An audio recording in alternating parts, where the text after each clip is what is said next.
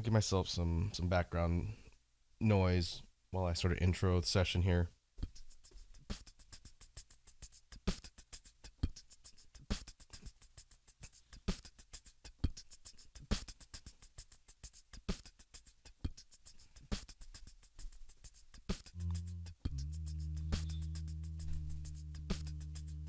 What I've got going in the background here is one of the loops we did in a previous session, and I forgot to write my settings down after the last jam stream, so I'm gonna have to re-baseline all the sound balance stuff and make sure everything's coming in clean.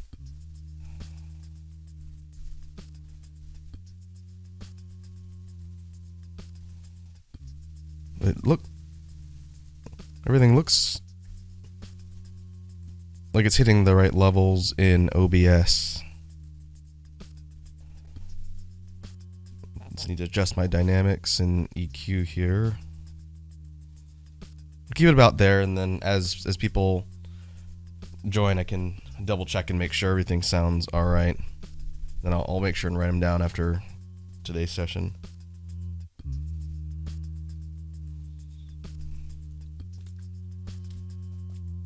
But it seems like it's been a while since we've gotten together for a jam stream.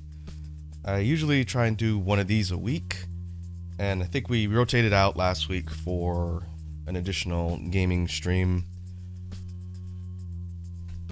But this will be a good chance to get back to the grind. I had some stuff I wanted to go over today, and then we're definitely going to be experimenting some more with the loop station since I've been rather busy this last week and haven't had much off-stream time to work on it.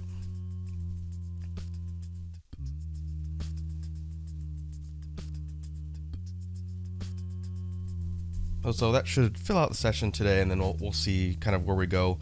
I wouldn't mind doing some more BGM brainstorming towards the end. And if we come up with any good ideas, I'll be able to capture them and save them on the actual loop today. Let me test a couple more things here. Bruh.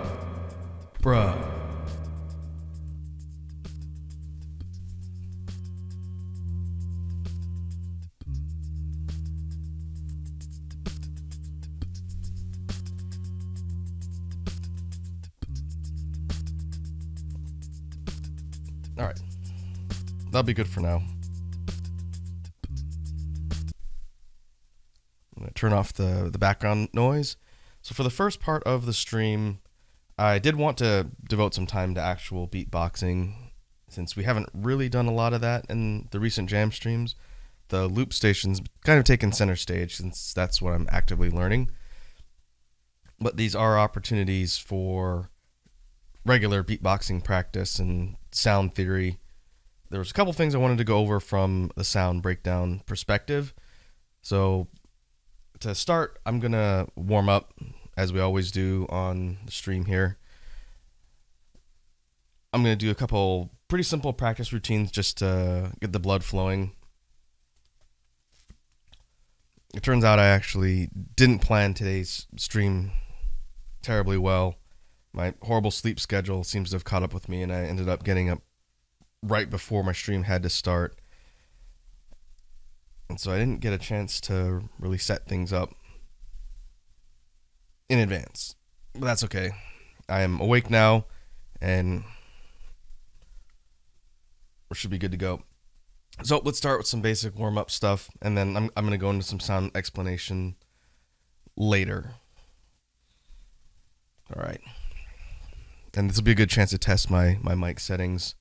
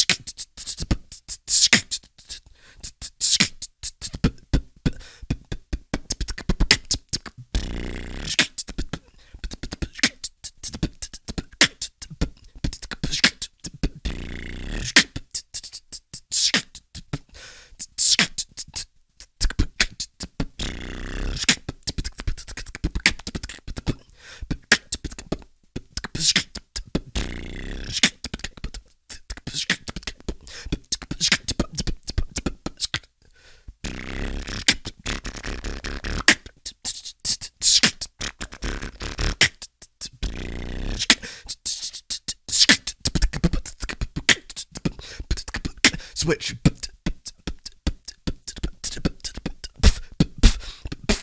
Now we add in some bass.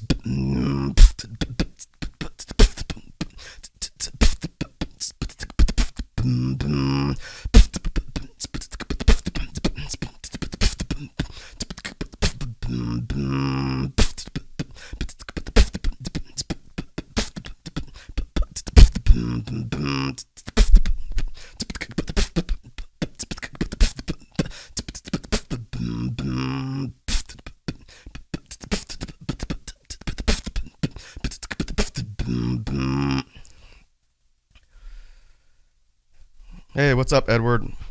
Welcome to the stream. As my default sound guy, I mentioned earlier that I did not write down my sound settings from the last one of these that we did.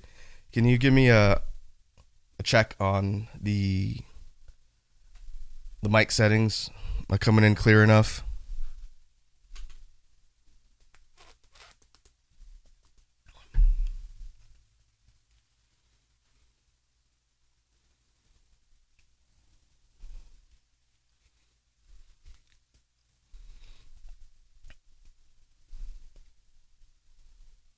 Looks like the mic levels in OBS are hitting about where they normally do. But I just want to make sure everything's coming in clean.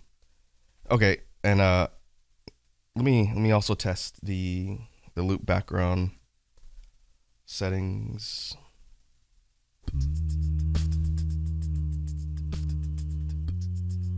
Since everything's playing through one sound device, as long as the mic is the most prominent, then that's what matters here.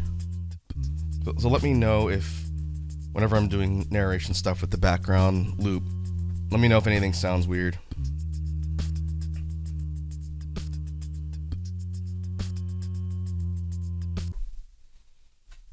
All right, we'll go ahead and keep that turned off for now.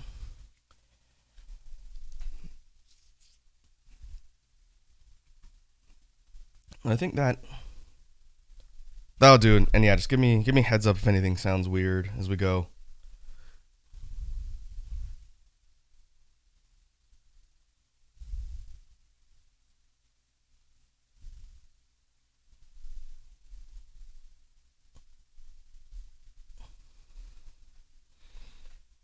So before we move on to sound explanations and some breakdown stuff I wanted to go over today, I guess I can do a little bit more warm-up practice and mix in some other sounds just to get warmed up. So let's see.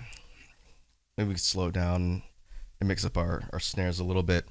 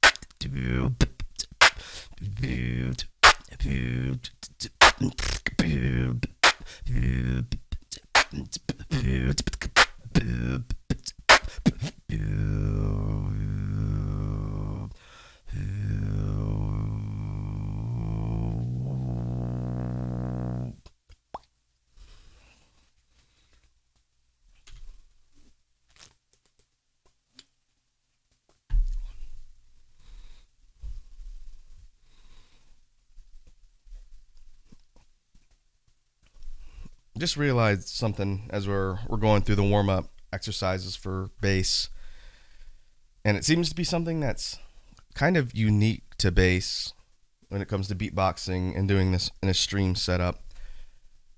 I have, just like I always do whenever I'm streaming,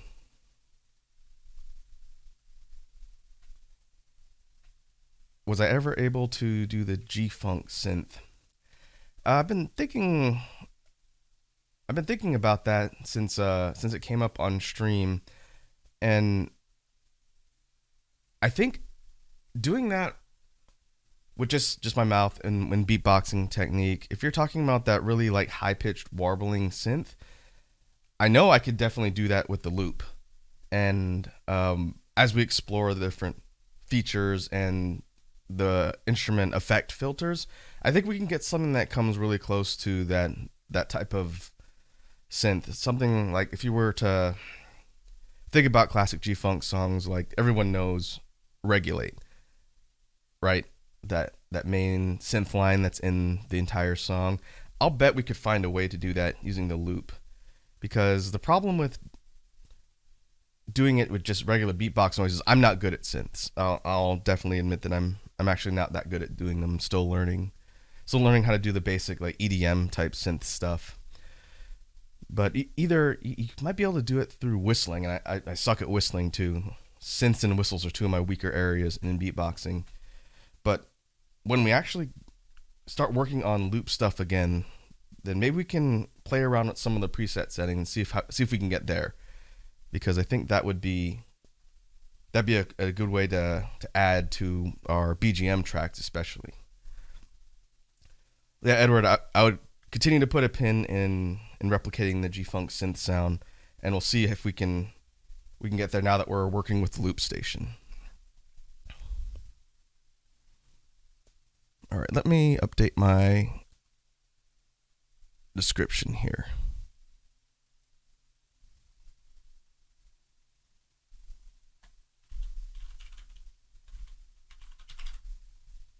We will switch from warm up to sound analysis. And this is probably going to be relatively brief. I want to spend some time doing routine and pattern practice for the earlier part of the stream today. But I did have a couple of sound variations / techniques that I've been working on offline, and I wanted to talk about them on the stream today, since I try and come up with at least a couple things to discuss from the technique standpoint. So let's go into that for a little bit. The first thing I wanted to sort of demo and talk through on today's stream is actually a new snare. It's one that I haven't used, and before we get into the snare explanation, what I was saying a second ago that I noticed in sound for the streams in beatboxing, my setup here is the same one I've been using with the loopstation, but I've got a pair of stereo headphones that are plugged in. When I'm doing non-beatbox stuff and we're doing like our gaming streams or our chill streams, I usually have my headphones hooked into my sound device. I have a Scarlett that I'm using with my mic.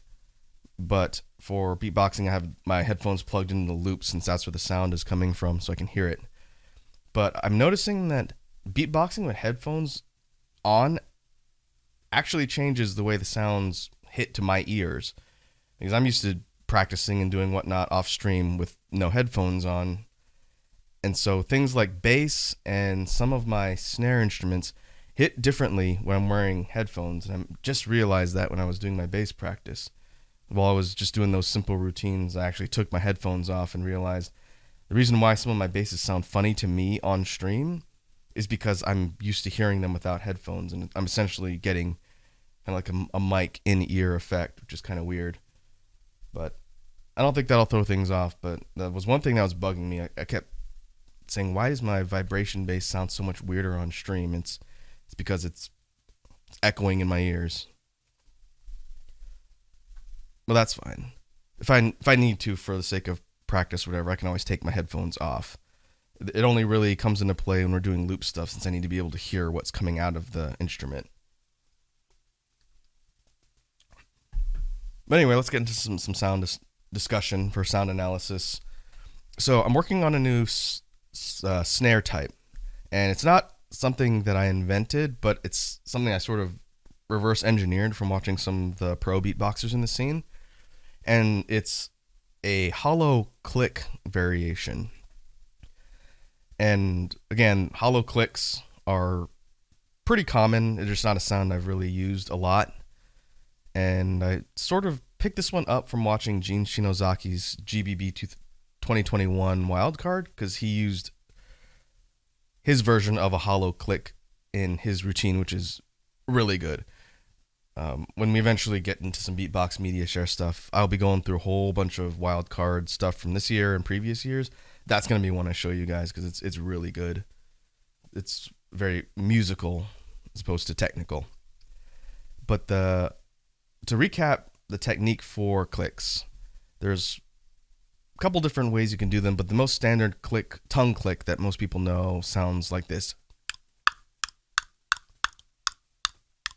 It's kind of like a tick-tockish type noise, just with your tongue, using some suction to get your tongue in the roof of your mouth, and then just dropping it quickly to the bottom of your mouth, and that's how you get that.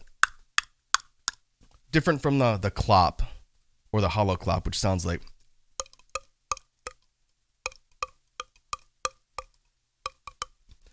Which doesn't use any suction. You're just using muscle strength to smack your tongue against the floor of your mouth. Well, the hollow click, and again, I'm sort of adapting this from what I heard Gene doing, uses throat hollowing to get more of a resonated sound, but it sounds different from just the. And so let me see if I can do it a couple times here to demo. The hollow click snare that I'm using sounds like.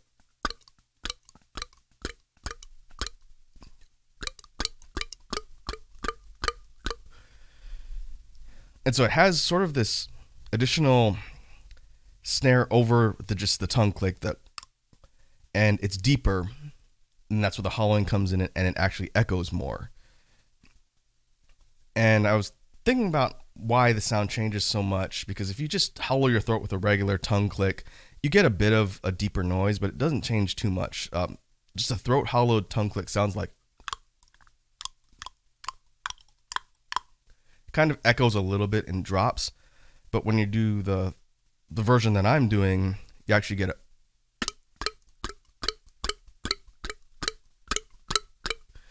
It's much deeper and has more of a reverb echo on it. And the only thing I really did aside from the tongue click and hollowing was adding a K sound at the same time. So it's layering a tongue click and a really light K sound at the same time. And I think the fact that your mouth movement is doing that K noise, which is just using your tongue to create the K sound, not super hard like a, more like a kind of light, but doing that as sort of like leverage to propel your tongue when you're dropping it down to do the click part. For some reason, it enables your mouth to sort of open a little bit more, and that's how you get that. Mine is not clean and consistent. I've been practicing it all week and really trying to work on it more. But I really like the way it sounds, and I think as I get better, the noise level is going to get cleaner and louder, because Gene's hollow click is really powerful, and I understand he's got some mixing on his mic and a little bit of probably reverb, but overall it's very audible, and it sounds just like a synthesized click noise. And so I've been practicing this hollow click snare and trying to work it into practice beats, so I get used to having to reset my tongue position just to do it. And because it's still kind of a new sound for me, I've got to do it slow. I've got to do it in slow beats because I need to be able to set my mouth position inside my mouth with my tongue in order to be able to do it, and I'm not quite at the muscle memory phase yet. So if we were to do some simple practice beats to illustrate how this hollow click works, we could do something like just a slower hip-hop-ish type beat where we go.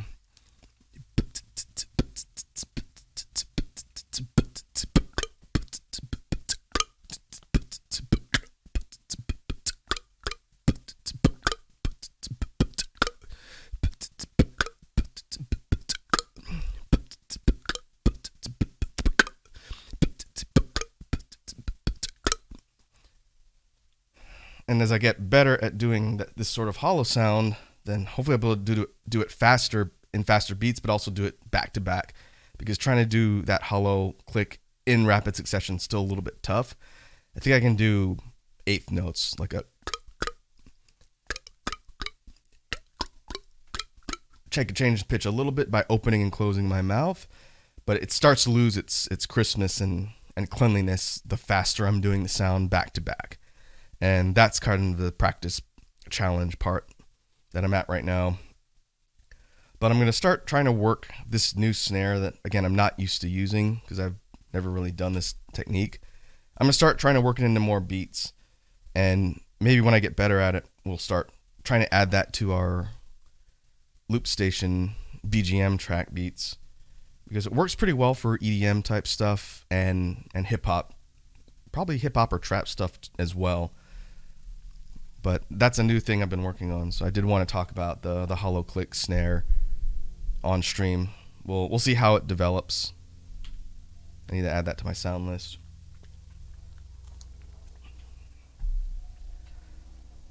The next sound I wanted to talk through in the sound analysis part of today's stream is technically a bass sound.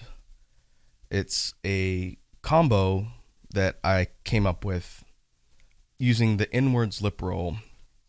And I looked around a little bit out in the scene to see if anyone else has either a name for this combo or actively does it as part of their routines. And I couldn't find any examples just looking through some of the pros and their shout out videos and whatnot. But it's not really a difficult technique. It's more of just a combo of sounds that I've never really heard.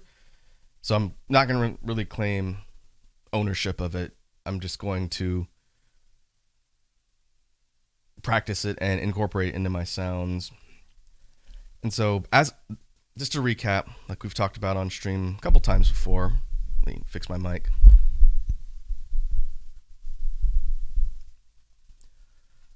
The inwards lip roll is considered a bass sound because it's a low hitting noise and tends to work as like a bass line or a drop type sound.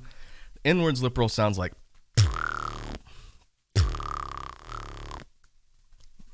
I won't go into the mechanics and technique on how to do that since we've talked about it on previous streams, but it's this low oscillating reverberating sound that's inwards. You're taking in air while you're doing it through the corner of your mouth, and that's how you're getting and you're doing a punch kick at the beginning inwards, which is how you're getting that noise, and you combine that to get the I tend to default to the higher siren version that I like doing, but if you're not doing that, it's more low. That's how you're getting the. And the two variations of the inwards lip roll I primarily use are one, the high one that has more of like a sound subwoofer reverberating noise, or it's the really low loose inwards lip roll, and that sounds like. And that's done the same way. You're just opening up your mouth so your lips aren't flapping as much, and it's a lot more of a low, like an 808 sub or like a sub bass. And you can move between the two variations pretty easily just by tightening or loosening your lips. And I think I might have talked about this a little bit, but this is what drives this combo that I'm using, so I wanted to explain it. If you do one of those two types of lip rolls and then just change the tightness of your lips, then it just changes how it sounds without having to stop and take in another breath of air. So to demonstrate, if we're going from the higher one to low, it'd sound like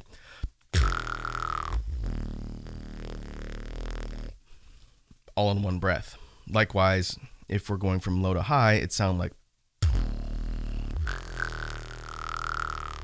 that. And so one day when I was working on inwards lip rolls in patterns and just practice, I started playing around with that transition from low to high just randomly, and I came up with this combo, and I don't know what it's called. It's just a lip roll. Well, we'll figure out a good term for it maybe later. But the combo itself sounds like this.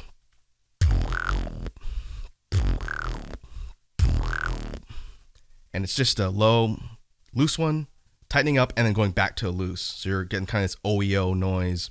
And I'm still working on getting the texturing and the change to be more audible. I've been practicing this one a lot offline too. But if you were to put it into practice in a beat, it would sound something like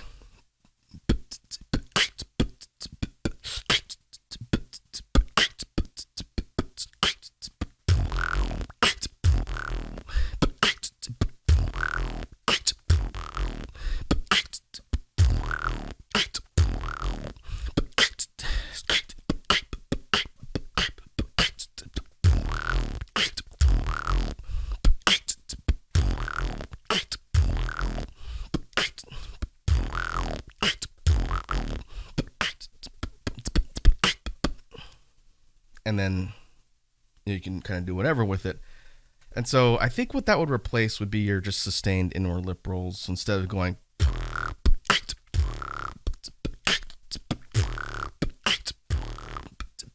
or the low one in the exact same spot where it'd be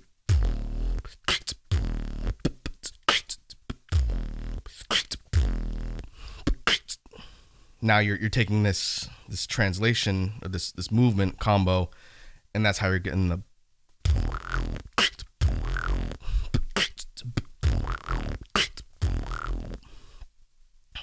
and so I do like the way it sounds. I'm developing it a little bit more because I'd like the transition from the different lip roll types to be more pronounced so it's more obvious.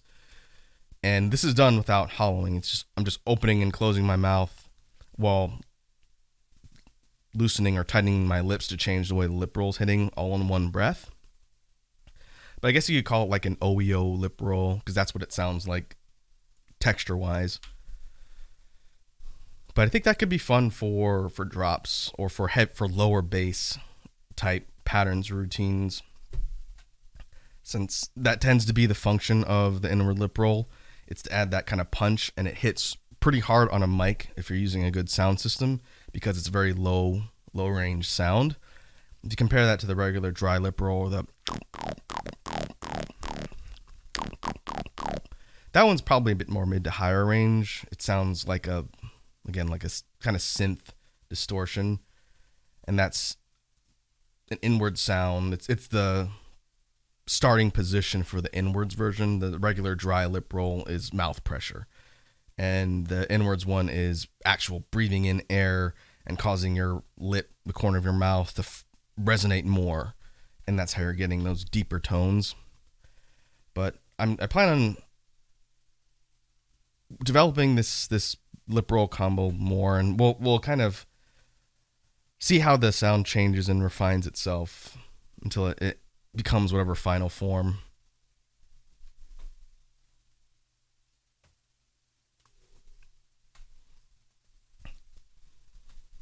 But before we move on to just straight up practice stuff,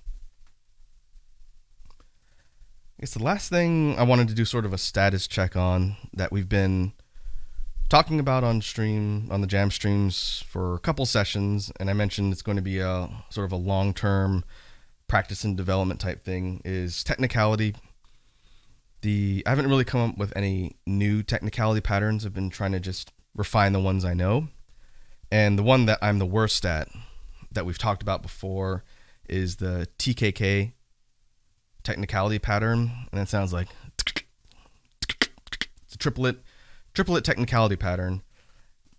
And the real trick to getting good at it is getting muscle memory and clean sounds so you can chain it back to back for really high speed beats, and then mix it up with other technicality patterns and sounds to get some really complicated speed patterns, which is not my strong suit. I only have a couple what I consider fast technicality combos. We've talked about the TKP and the KPT combos that I know. So I've been grinding the TKK just over and over and over again, and it's getting cleaner. I can actually do it somewhat constantly now, just not as fast and as clean as I'd like. So it's still a work in progress.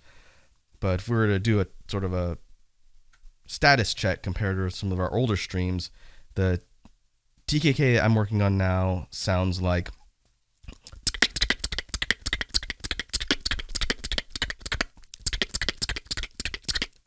Again, I can do it fairly constantly, but it's not seamless and it's not super high speed. Maybe 2 months ago, 1 month ago, as I was practicing, I could probably do about 6 of them. I could probably go about, then my tongue would get tired and I'd have to reset and stop. So now it's getting closer. It still isn't clean and perfect, and it's not good enough that I think I can use it in beats. But as we practice, hopefully in another month's time, it'll be seamless, and then we can start working on really fast speed and then variations of that TKK to get new technicality patterns out of that, and maybe combining it with the TKP, which I've been experimenting with a little, but it's still kind of an awkward transition because I know one pattern way better than the other, and my muscle memory does one way better than the other. So like if we talk about the TKP, which is I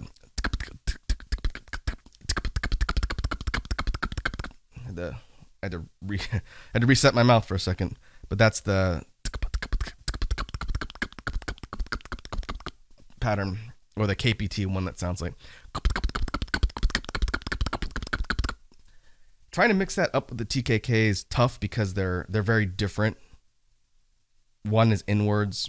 The TKK is technically all inwards, and the KPT or TKP are all outwards. So you're kind of going inwards and outwards with the breath control. But if you're to do something like,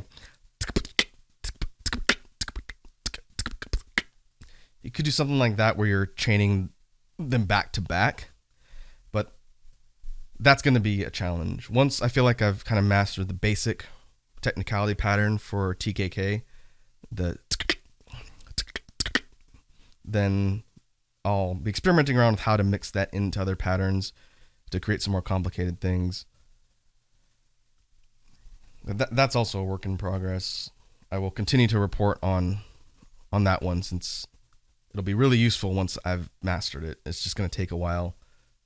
Technicality tends to be a ton of just repeated drills and practicing overall, because it's muscle memory. It's muscle memory and a little bit of technique, but usually the technique is not hard, but getting it clean and consistent is what takes just tons and tons of grinding and practice, and that's okay.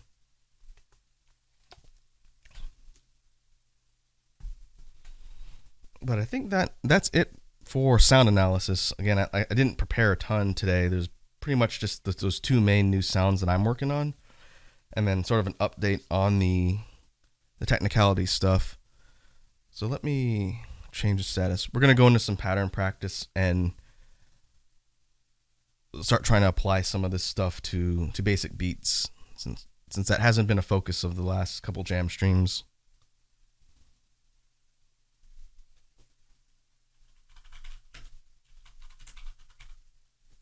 Change our status up to pattern practice, and we'll work on this for a little bit, and then we'll get to the loop.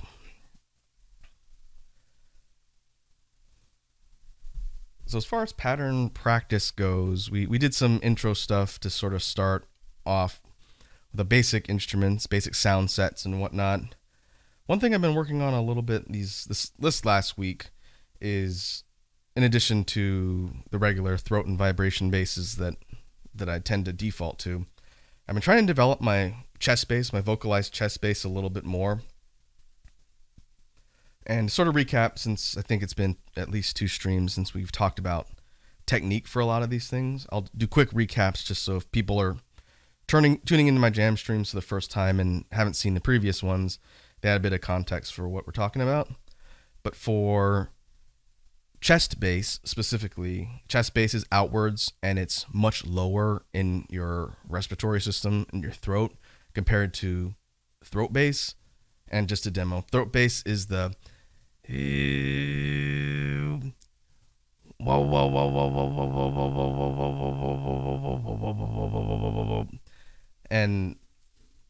throat bass is done using your vocal cords a bit higher up, and it's a tightening of the vocal cords, and you're forcing air out to get that resonation. That's how you get the chest bass by itself, non-vocalized, is much lower. And to back up and talk about technique for chest bass, think of it like a really heavy sigh that you're doing in low in your towards your chest in your lungs as possible, and you're forcing air out, and that's how you're getting. When we first do it, just a regular sigh, just. But if you push it lower and make it heavier and really push with your lungs, there's a lot of force that you're forcing the air out of your body with. That's how you get the and you get a rumble in your chest. You can physically feel it compared to some of the other basses, and that's why it's called chest bass. Well, once you get that low rumble, the down, you can do it consistently. You just pair it with a vocalization. Just a simple like you're singing or humming or whatever. I'm going to demonstrate it open mouth, but you can even do it with the mouth closed. Just a humming, and the sound is coming out through your sinuses essentially.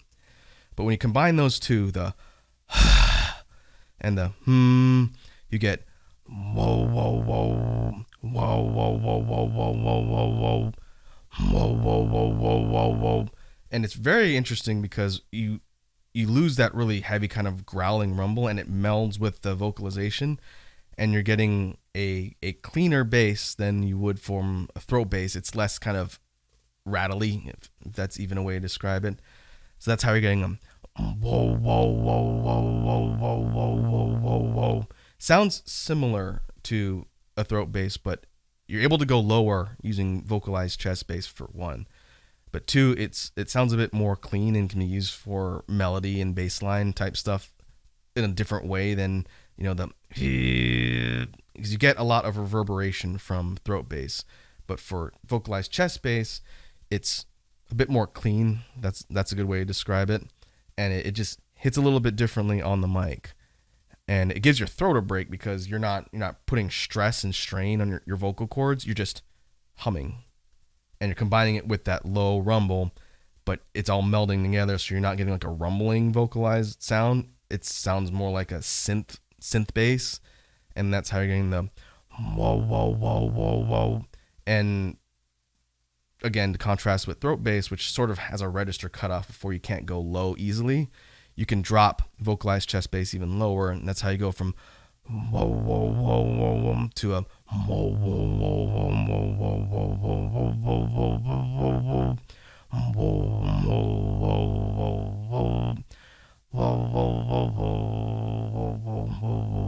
whoa. And then depending on how much lower you want to go, there's other options like vibration bass. And so I've been trying to clean up my vocalized chest bass and working into patterns a little bit more. So I kind of want to kick off the pattern practice with some of that. Probably mix up the tempo and snare sounds in between, but it's more of a practice for being able to refine vocalized chest bass and move between notes, get some variation in bass lines and whatnot.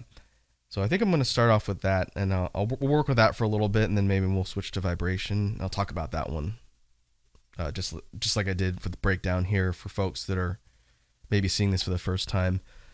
But let's see. Good pattern practice for vocalized chest bass. So we can go.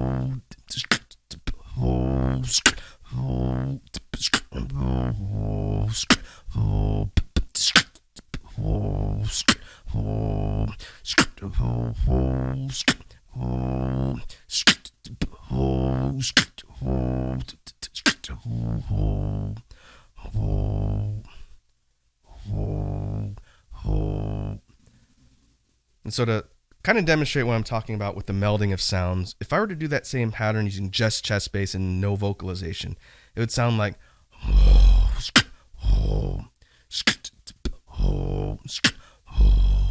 I gotta be careful not to instinctively add my voice to vocalize it, but just with the chest bass, the sound you're hearing sort of underneath the bass line is that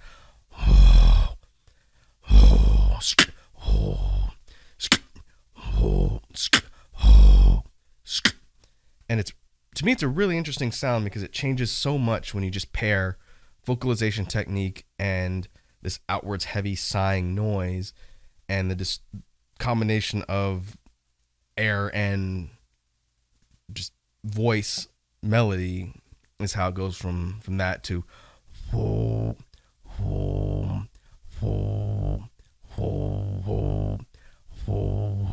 and it gets that kind of rich, deep bass sound. Then if you were trying to do that with throat bass, and I don't think I can get that low with my throat bass, but if we're going,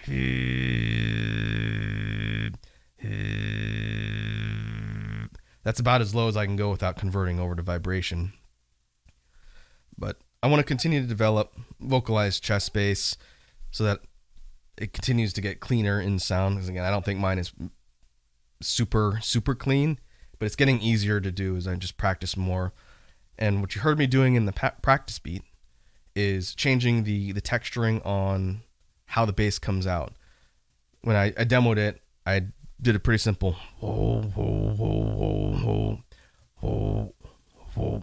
but I was adding an F sound, a fwo, essentially, FWO, to the start of the vocalized chest bass, which is how you're getting them fwo, fwo, fwo, fwo, fwo,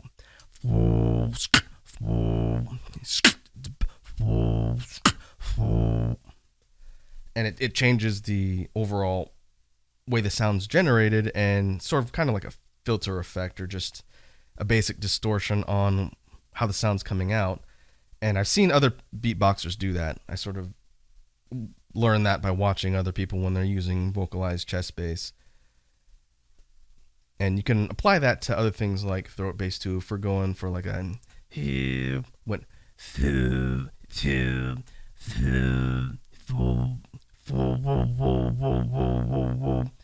it functions the same way. I'm just using it for the kind of lower range sound that we're getting with vocalized chest bass, which is how you're getting the so yeah, vocalized chest bass, again, work in progress. It's one of my favorites, and maybe we can do something for the loop practice later, since I did want to have some time to do brainstorming for BGM tracks again, like we've done on previous streams.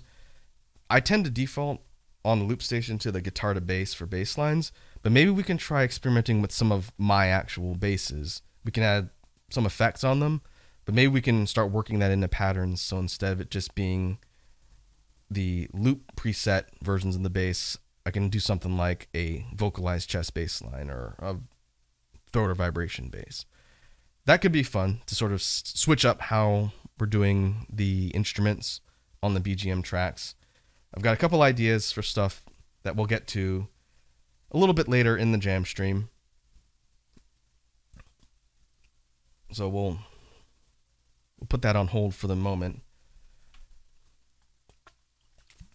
But for the next bit of practice, like I hinted at a second ago, we did a little bit of explanation of vocalized chest. Now I want to talk a little bit about vibration bass, because I feel like I've touched on it and explained technique-wise a couple streams ago when we were talking about sound breakdown and variations, but I use vibration bass so much, and it's one of my favorite types of bass, that I wanted to spend some time breaking it down and exploring kind of the technique and practicing with it here as part of the routine / practice section of the jam stream. So again, to recap the technique, since I do want to make sure people know what I'm talking about when I use these terms like vibration bass. Vibration bass is a cousin of throat bass. It's done in a very similar technique, just changes positions in the throat. Again, our vibration or our throat bass is the Mid-range, it can go higher. I was practicing this yesterday and was killing my voice because I'm not used to doing it. But if you go much higher with throat bass, you can go.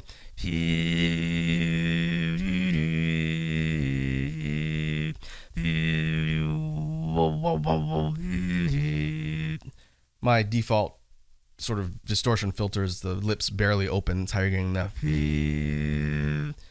To me, that sounds the cleanest. But you can go. I wonder if I can go higher. My vocal range is all right, but it's not used to creating sounds this way, so I can't go super, super high with my throat bass. If we try and push it and go, probably that's about as high as I can go without it starting to break up. And it puts a lot of strain on my throat to do that, which is probably why I don't do a lot of high bass lines in my routines. But if we keep it in the middle for a mid-range bass sound, we stay maybe around.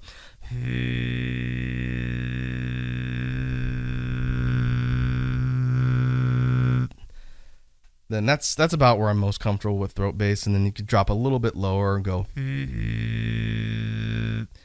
But if you want to go lower, and I've seen some people do pretty low throat bass, but it's a lot easier if you switch to vibration bass to go lower. And the way you do that, to explain the technique, if throat bass is tightening on the vocal cords and forcing air out, vibration bass is loosening them and allowing them to resonate more, giving you more space in your throat. And that's how you're dropping the sound down in pitch and in register. So I'm going to actually take my headphones off for this, which is fine because I don't need to hear it. But if we were to compare the starting point for throat bass, which is the and then drop lower and open up the throat to let the vocal cords resonate a little bit more, that's how you're getting the lower vibration bass, which is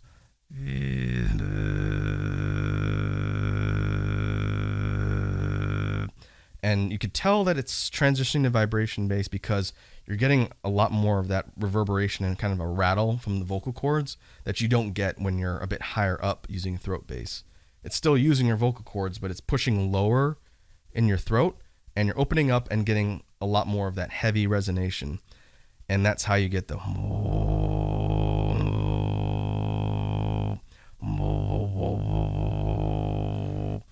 And if you close your mouth and let the sound sort of echo and give your throat more room to open up, and the sound's essentially coming out of your nose at that point.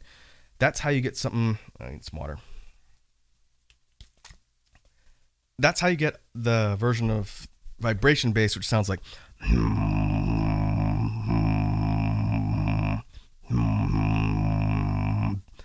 And used in like a beat practice, you get something like. And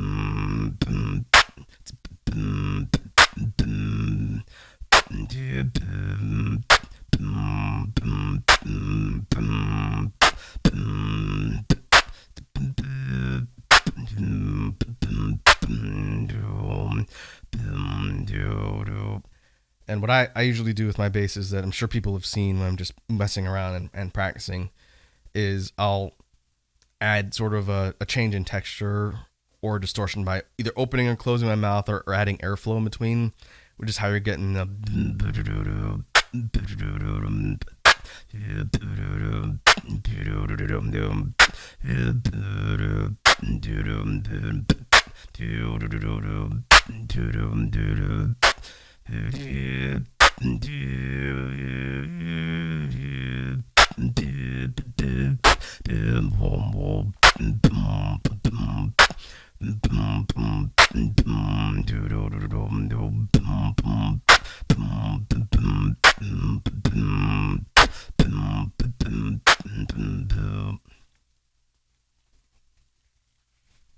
And what I'm realizing about having my headphones on is a lot of that resonation kind of gets canceled out by the fact that it's so close to my ears when I'm hearing the sound backwards with using headphones.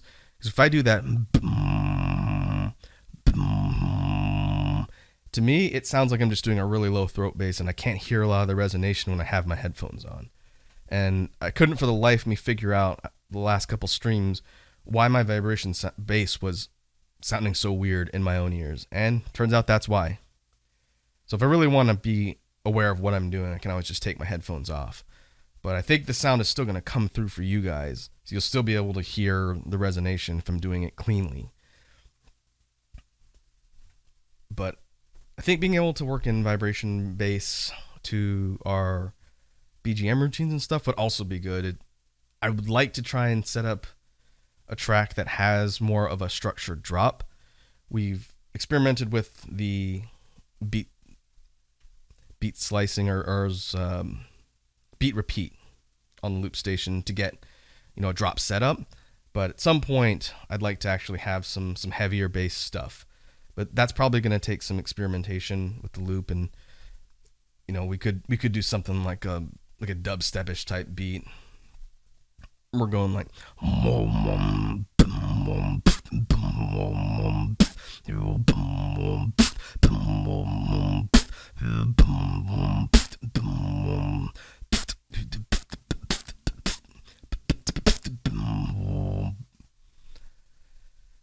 we'll just have to see once we actually start working with the loop. But it's should be pretty easy to come up with something. And we'll kind of play around with some ideas for that.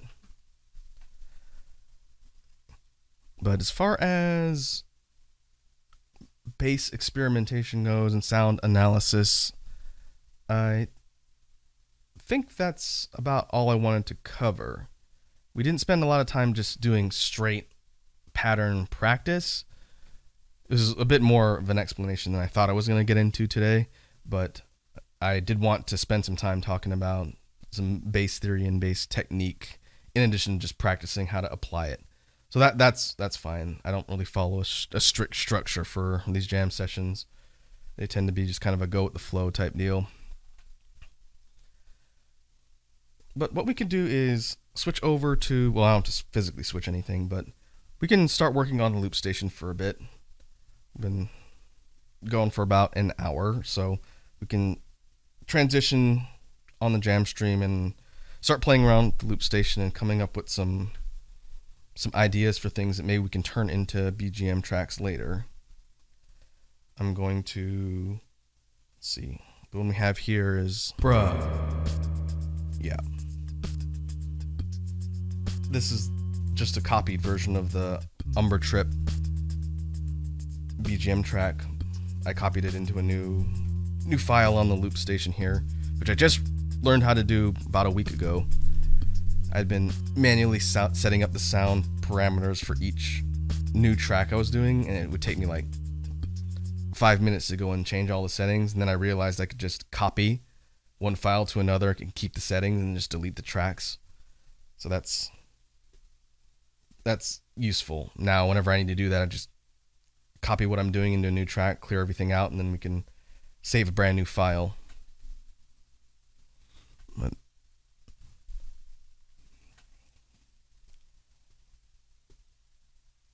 just making sure my settings are good here. All right, clear you off. Keep the bruh button for now. Bruh. That one's good. So for experimental purposes, again, we were just talking about drops and basses and stuff like that. Let's use that to segue into seeing if we can create some interesting things on the loop station. So let's use our dubstep-ish example. What I'd like to do is set up a dubstep type beat, and then we'll see what kind of options we have when it comes to pairing it with basses and other things. We won't worry about a drop per se quite yet. Instead, I'd like to see if I can come up with an actual rough structure of a track, and then we'll start worrying about how we're going to handle things like drops.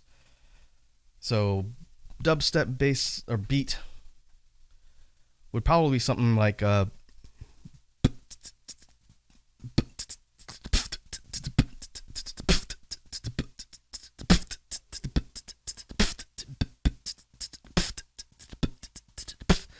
going to be a bit slower. I don't I don't know exactly what that is. I think it's still 4/4, just slower.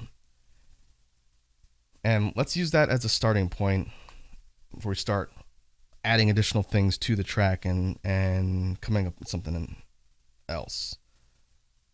So let me get the beat in my head straight, and then I'll record it for the loop here.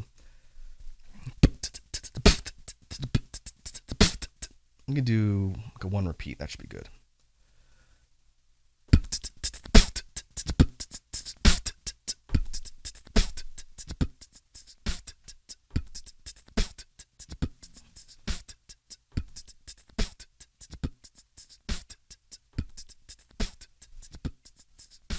Okay. I'll make sure my tracks are loud enough that you can hear them.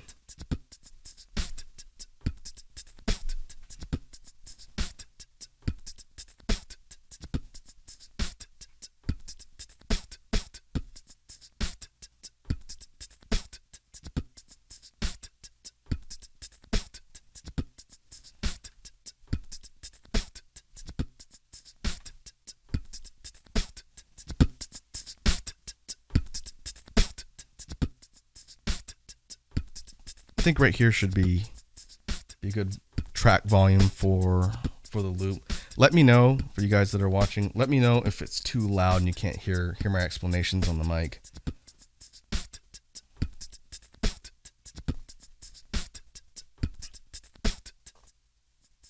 I'm gonna drop it a little bit lower so I can talk through some stuff, but I'm gonna keep it about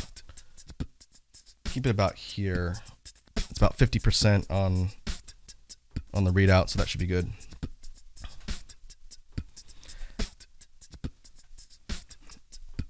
So if we're using this as our quote-unquote dubstep-ish type beat, now the question is, how do we want to add some bass to this? Again, not necessarily for a drop, but just for an underlying bass line. And what we've done in the past is we've done guitar to bass, which creates like an actual string bass type sound, just using humming as an input, and the filter is creating that bass line. But like I mentioned before, we can try and combining it with some of my basses and see how that changes the track. So the real question is, what would be a good way to sort of combine the two? I'm thinking we could do like a low vibration bass, and then maybe layer on something on top of that. So if we keep our beat in mind, let me turn it up in my ear so I can hear it better. We could do something like a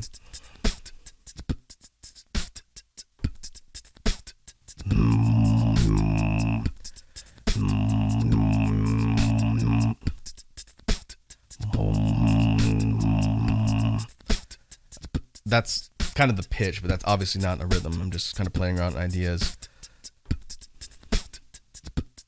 You could do descending pitch and go. Well, that's at the bottom. Maybe we go one step up. Go.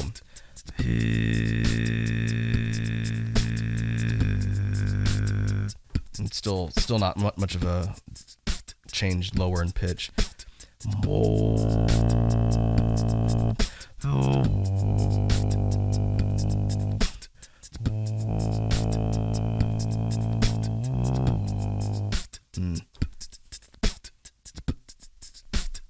I think that's the bass I want. Let's see if we can figure out a good way to actually make this thing move so it doesn't sound off key.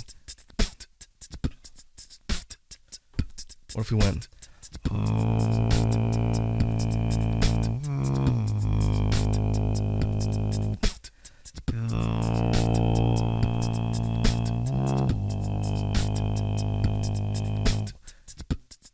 That I think works a little bit better. So if we can capture that.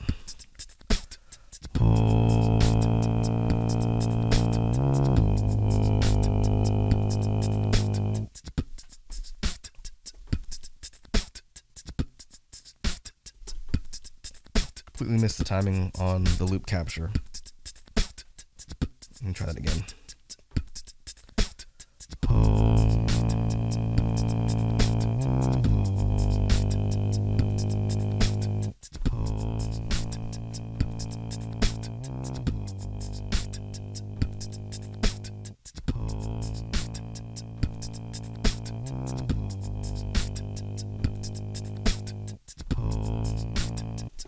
Okay, I'm gonna clear that off. I think that sounds like a good set of notes. I'm not hitting the last one though. It's off by just a hair. Let me try and capture that again, and actually try and stick the note at the end. So it's gonna go.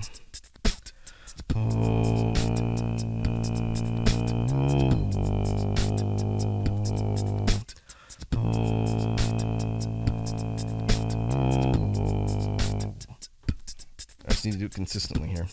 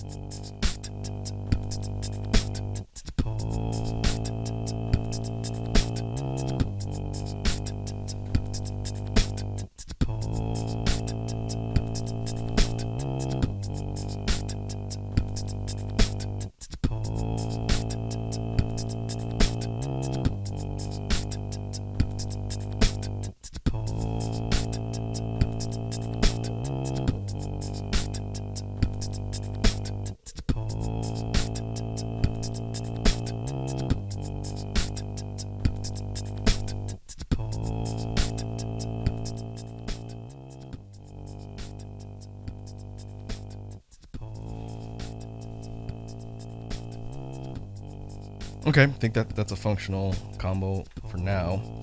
Another thing I was thinking of doing is layering another sort of distorted bass on top of what I just recorded, not on the same track, but maybe on a different one, and adding more of a kind of a flange type effect. So instead of just a whoa, more of a whoa, whoa, whoa, whoa, whoa, whoa, whoa, whoa, whoa.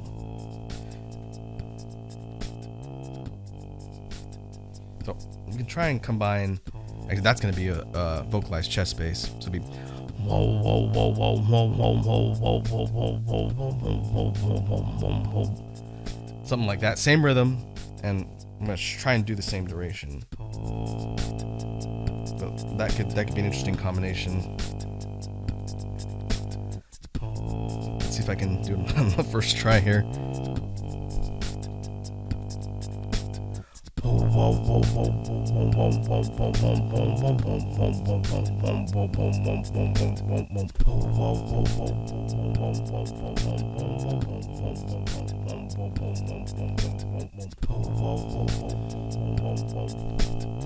That was definitely off rhythm.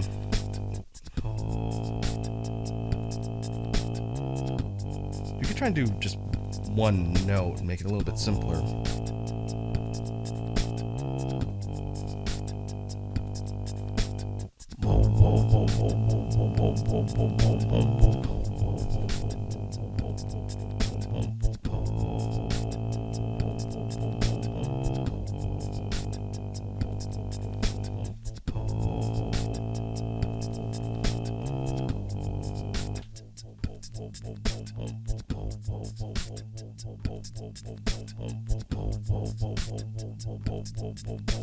I think it's still off rhythm. I think it's the wrong note too.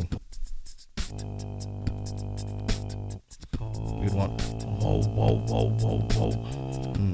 Let's see if I can get that right. Whoa, whoa, whoa, whoa, whoa, whoa, whoa, whoa,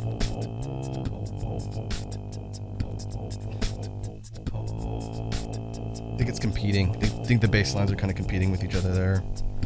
All right, we'll clear that off for now.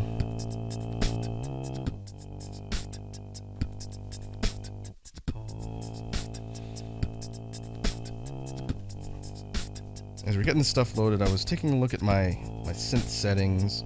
I have the ring modulator one that we used last time, which creates kind of the alien voice. And I was thinking if we can create a good synth line to compare or to add to this one, that might work pretty well. Let me drop the volume on these completely. So let me see. There's a whole bunch of settings on each of these instrument inputs, and I haven't even really messed around with the majority of those to see how it changes the effect. But for ring modulator, the bass room sounds like this.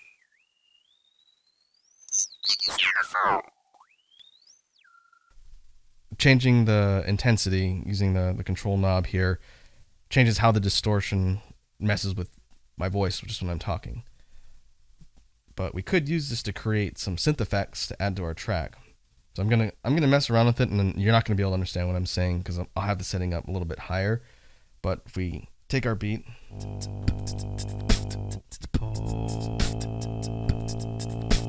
I can try and see if we can come up with some good complementary synth sounds to add to this.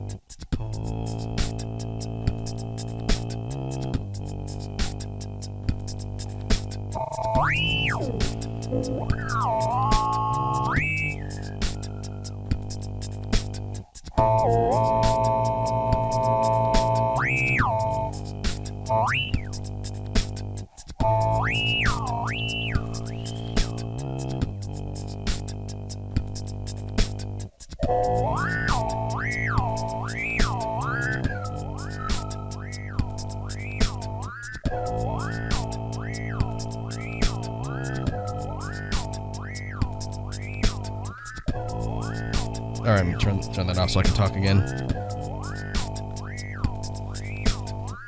This is gonna be a little bit similar to a previous track we've done, just a little bit different tempo and rhythm.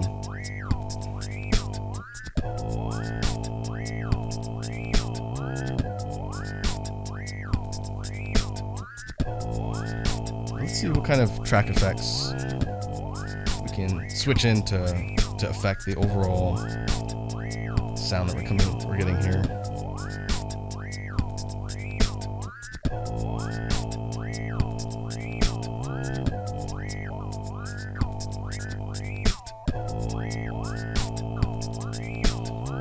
Alright, that's beat scatter. But I think I only want it to affect the actual percussion line, not the synth distortion here.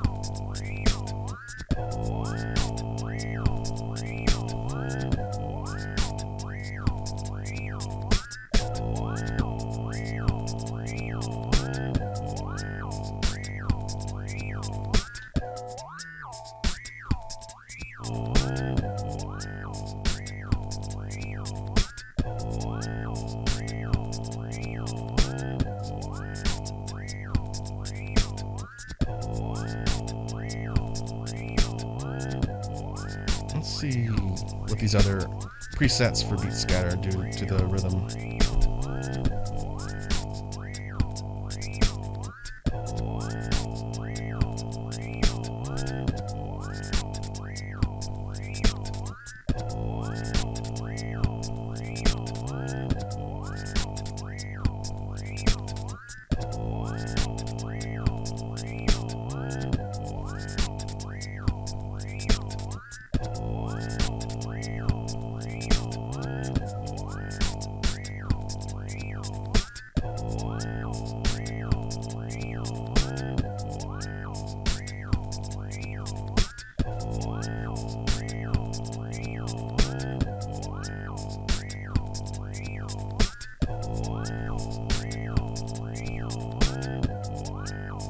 Wiping off the keyboard type beat. Yeah, it definitely changes a bit when you start messing around with the rhythm. Let's see if I apply that to the bass line.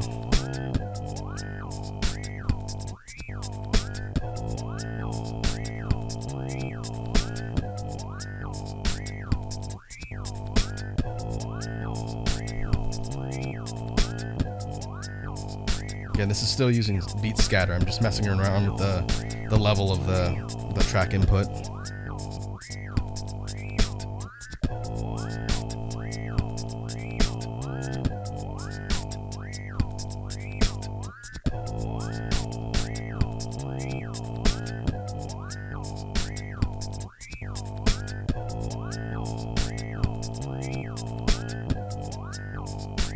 Bruh.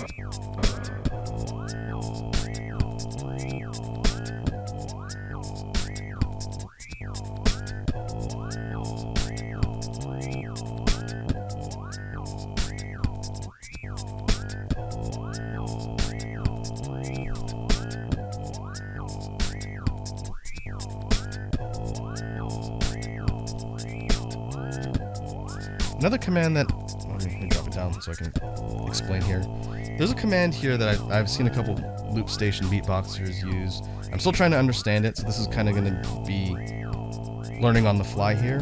But there's a command called undo redo, which can basically take the track effects and apply them to specific loop tracks, and then you can turn them on and off with just the push of a button. So let's see if I did this correctly.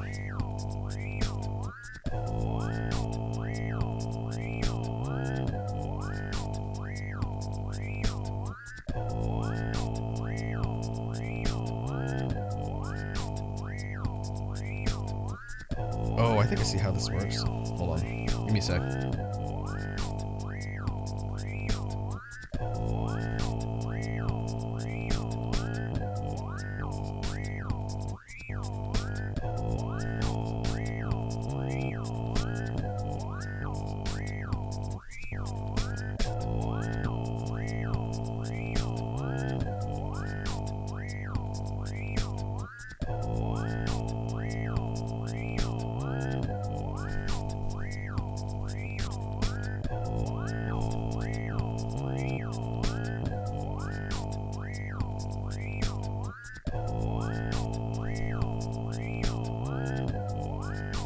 Okay, I think I need to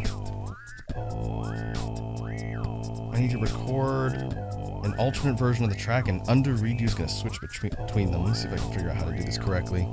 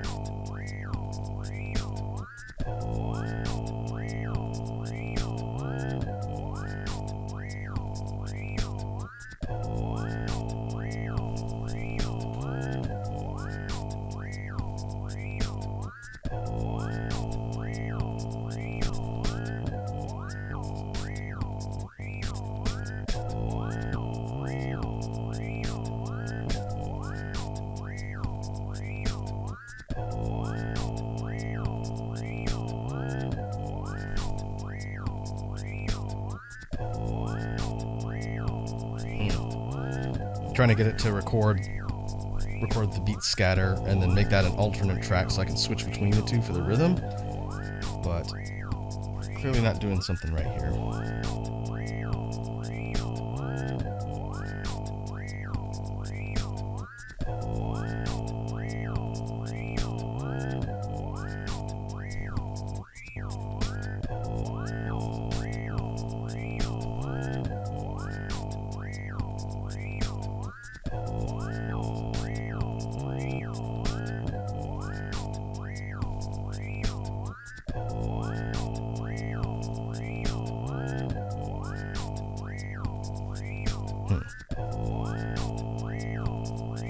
I'm gonna have to do some research on that one.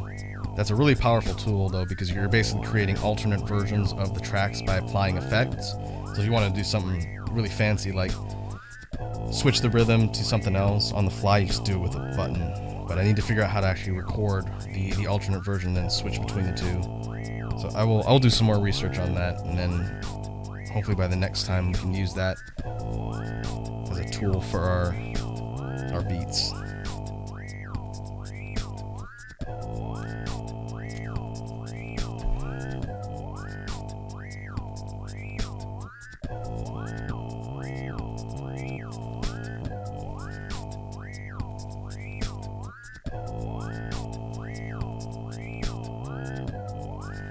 let me re-enable track effects here.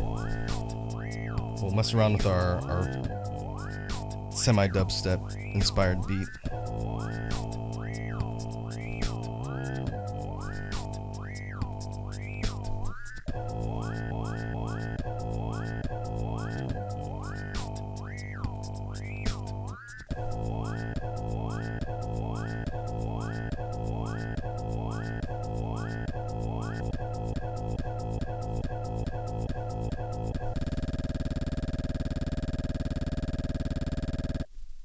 Bruh.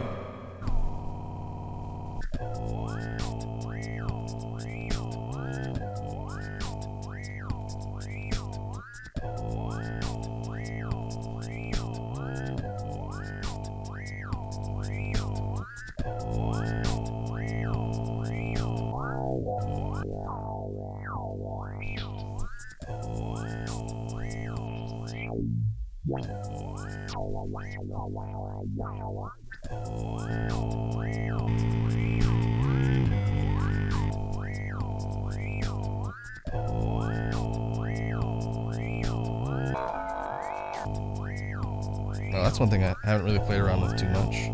Applying the ring modulator filter type to the whole track.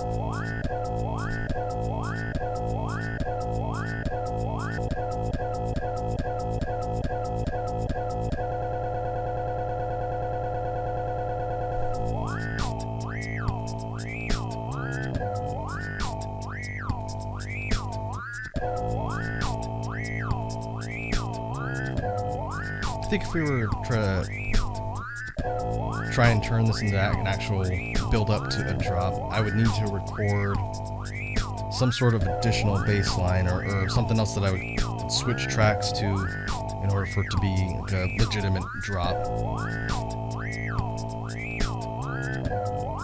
Actually, I have an idea. Let me try something here.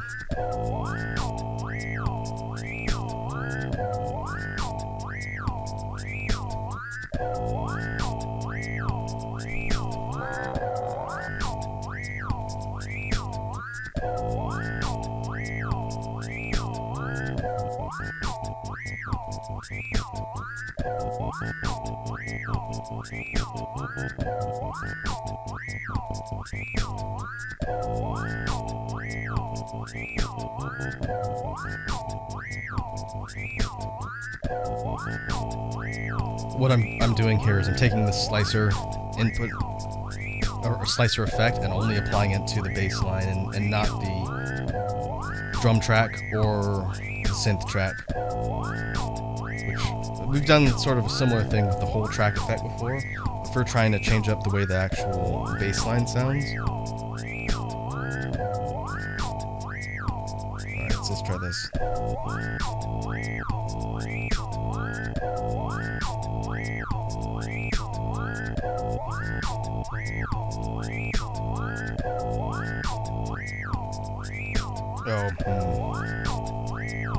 I would need to be able to turn the effects off of the whole everything on the fly. I don't think I can do that fast enough.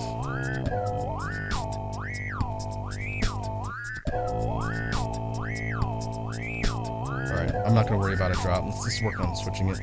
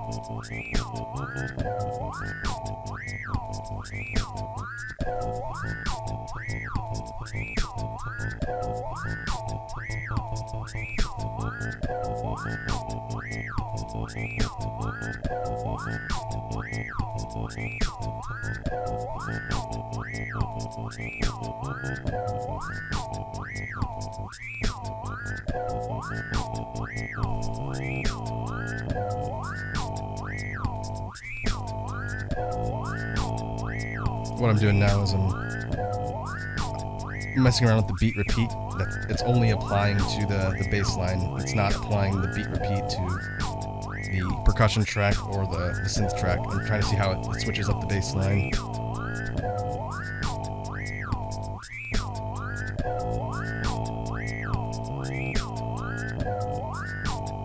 I think because there's only a few notes in the bass line, that's why it's not changing much with the beat repeat versus when I use slicer.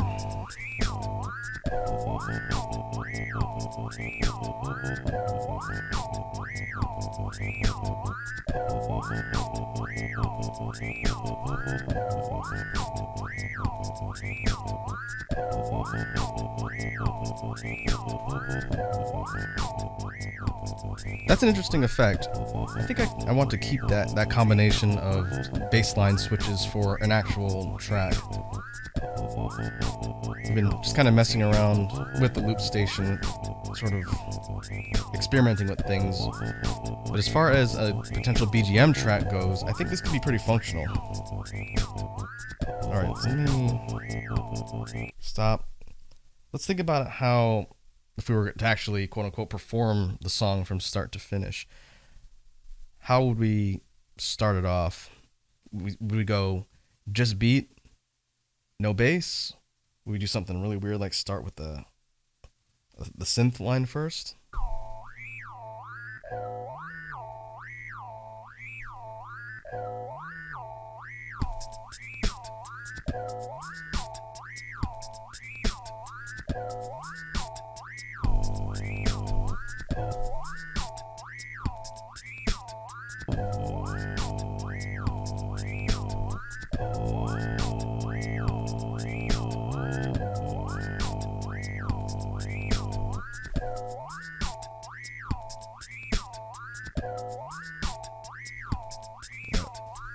Let me try that again from the beginning.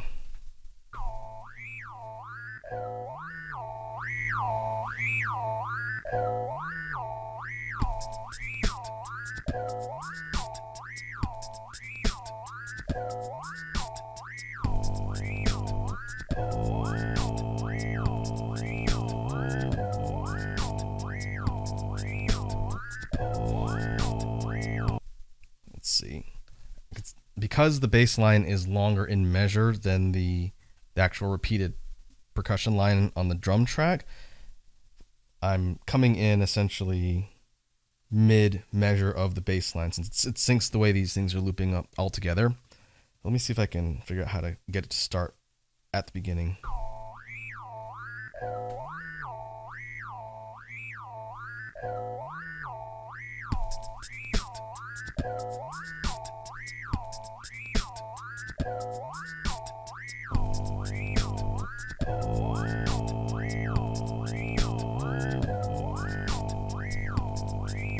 We might have to start with the bass line for now, since it's much easier to start with the bass line and then add the beat, since the beat's just one measure repeat.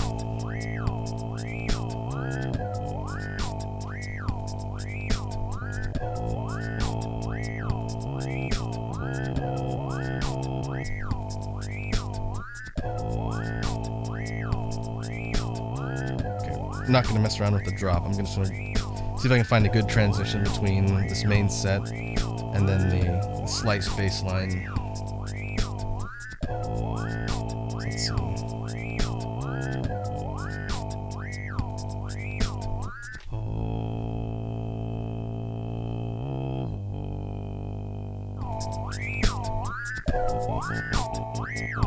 see.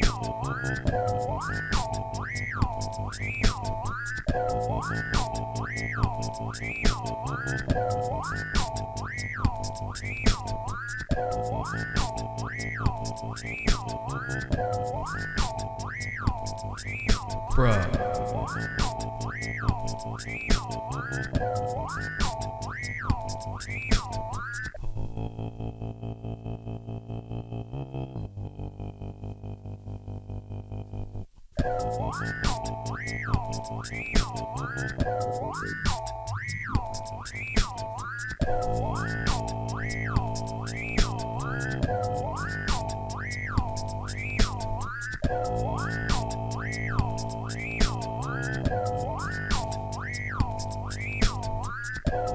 Alright, let me stop the tracks for a sec. I'm going to save this. I think this could work as a functional BGM track. Obviously, I'd want to play around with how I want to structure the way the beats change and are linked together, since we're just sort of messing around with things right now and experimenting. But I think this could be useful for another track. It sounds a little bit different from the others. The addition of a synth distortion on here, and if we were to switch between the regular bass line and the chopped up sliced one, then I think that would work pretty well. But what I wanted to do was mess around with the tempo a little bit just to see how it changes. It's probably going to get really messy. But if we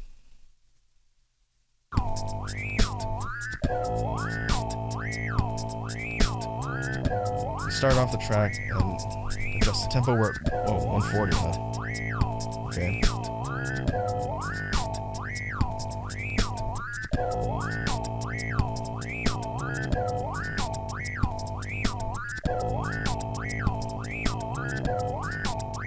This is 200 beats per minute.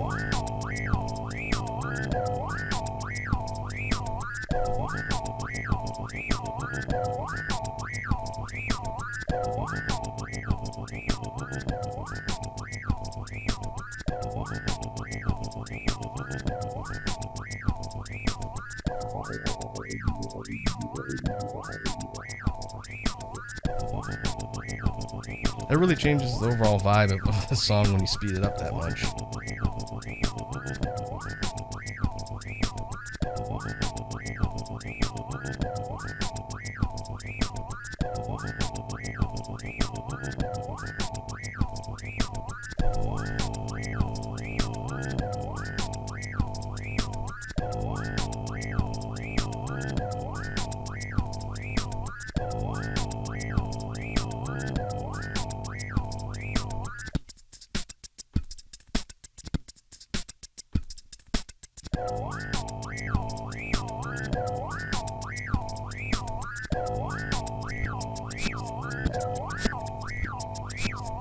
This is throwing on the reverse track command on just the percussion.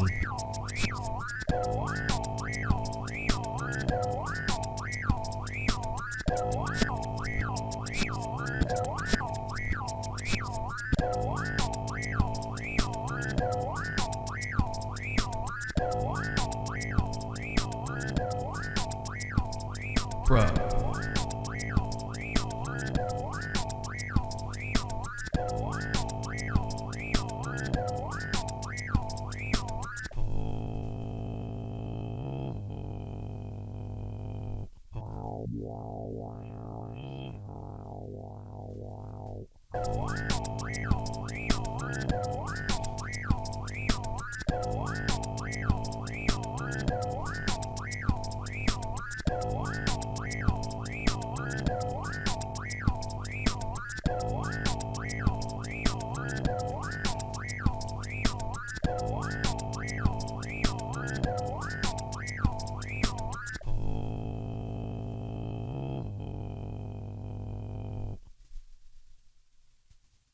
All right.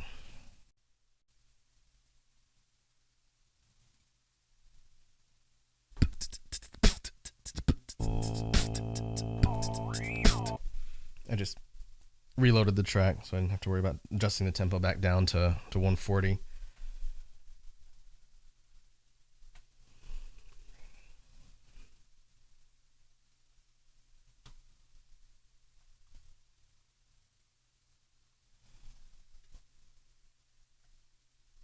Yeah, Edward, the tempo change makes it sound like a completely different track.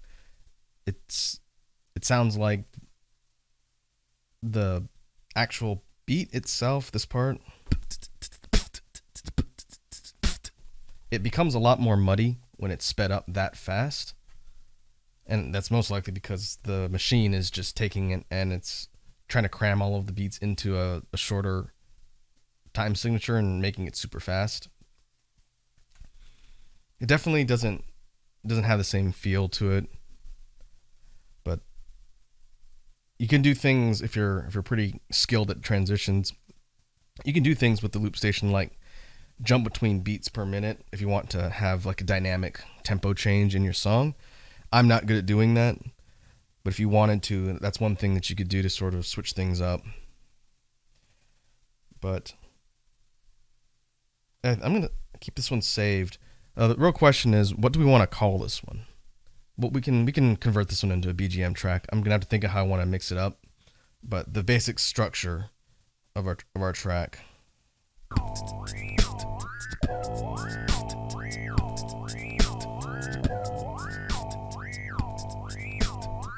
What would be a good name for something like this?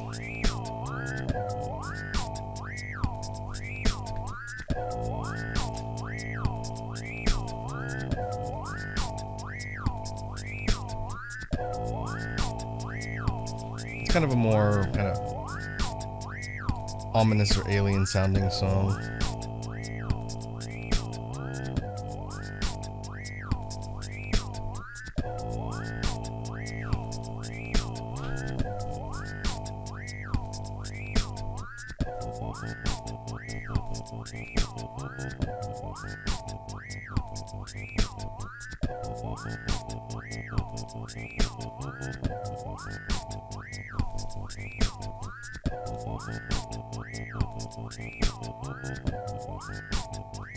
We might do something like half and half on the bass line, the regular version for half the track, and then maybe do some sort of transition to swap over to the second one for like the second half. That's kind of what I'm thinking.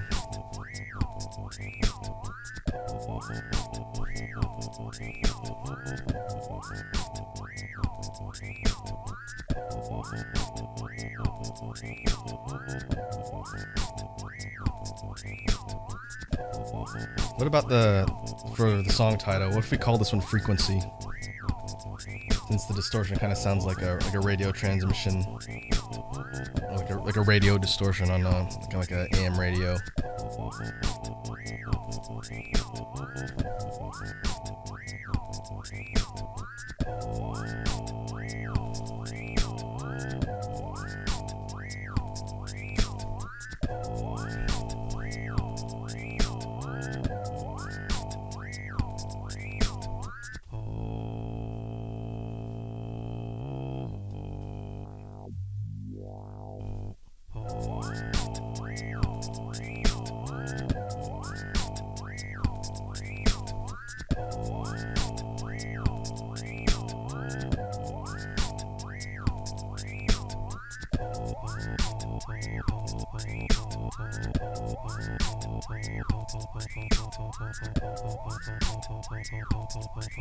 Using the beat repeat command, we can actually get a similar effect on the bass as using the slicer.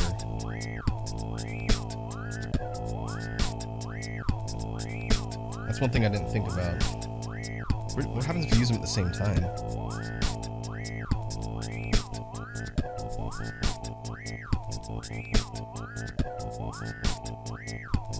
Oh, basically we're getting a small section of the bass line repeated instead of having the whole thing repeating.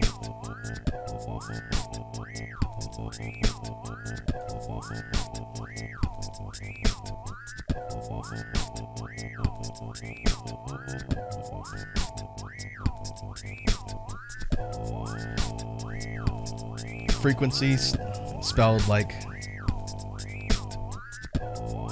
Oh, okay, I see you, Edward.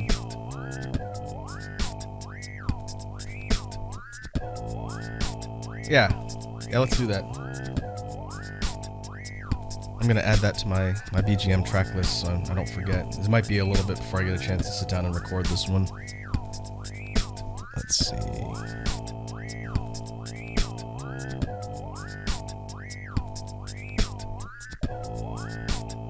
We're gonna call this BGM track 4 officially.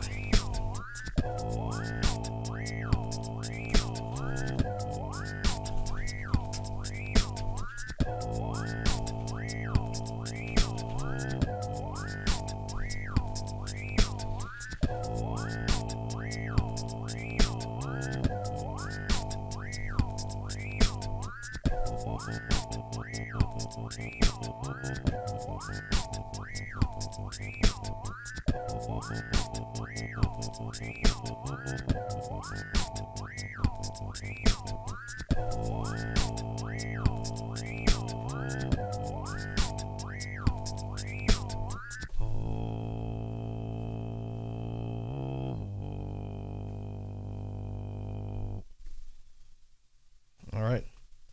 I'm going to save that.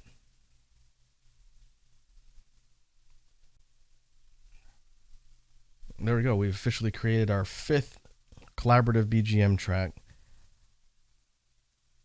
Like I said, when I actually sit down to record these and put them together, I'll figure out how I want to structure things like the bass line change and whatnot, and what kind of effects I want to add. But we've more or less got a skeleton of a song, which is what we try and do here on the stream. So when I actually do the recording, I'll be able to pull up the footage from today and take a look at it.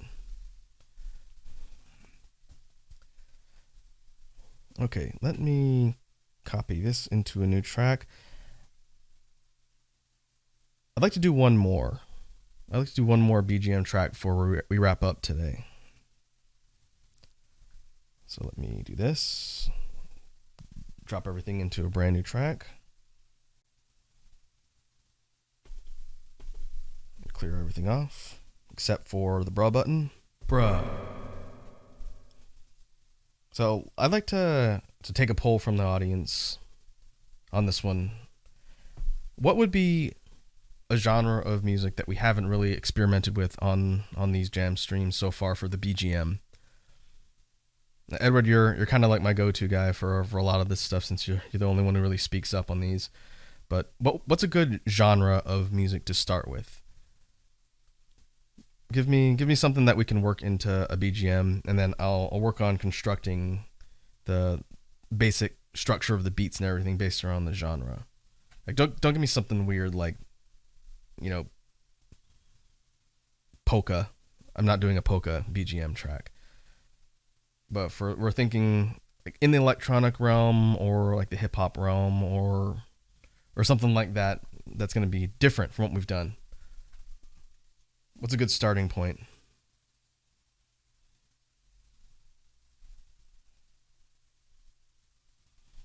Let me get my track input stuff set up here.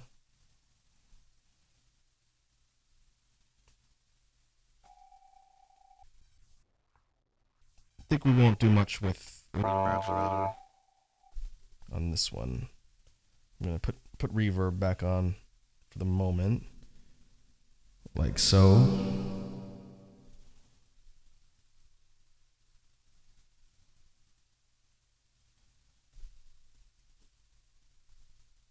But what would be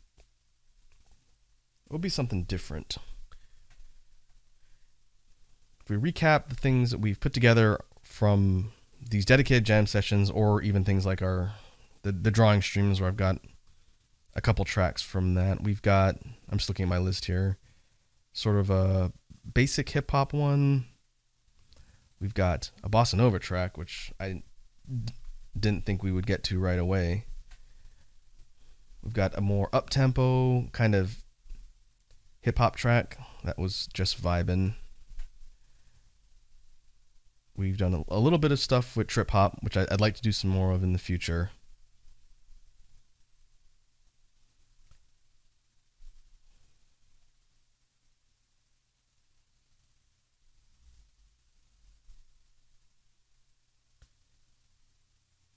Ah,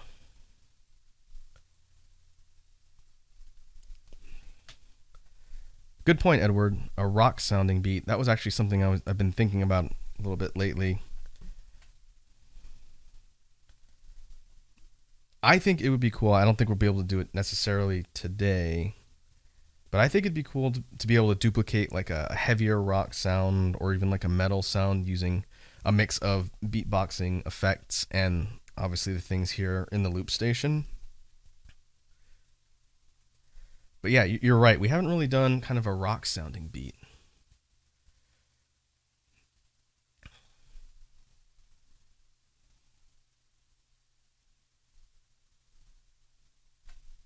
Let's see. What would be a good starting rhythm to use for something like a rock beat? We could go for something a bit faster, or we could go for something a bit slower. We don't have a lot of higher speed beats, so I'm kind of inclined to go with something faster for a rock beat. I think the real key is going to be if we can find a way to do guitars using our tools here. So let's start with the basic structure of a beat and see what we can come up with. So for rock beat, we could do something really simple like a textbook rock beat and work from there. So maybe something like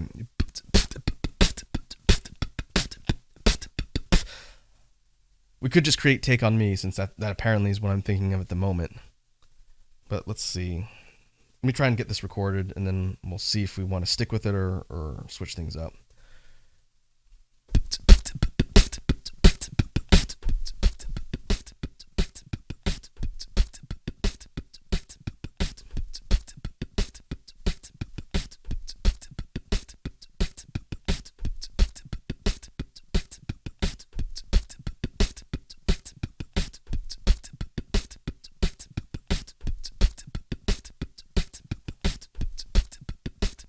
We could try and work on some overdubbing and improve the overall beat that we started with. That's one thing I haven't been doing a lot of on stream. I need to get better at it. We could add additional drums to the main drum line. That's what I mean by overdubbing. See, I don't know if I can do it without screwing it up though. I might have to re-record it if I do. We could add like a clap type snare on top of just the regular PF snare that I've got here. So we could add something like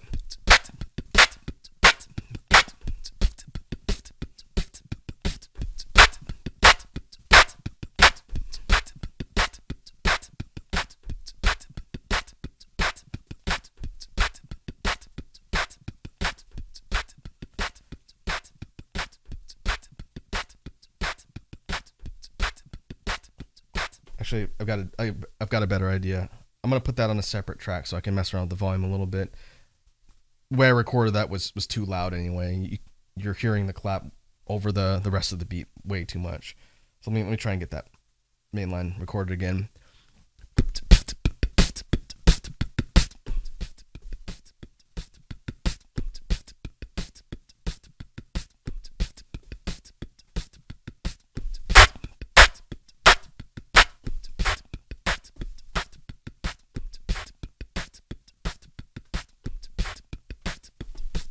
Keep on beat though.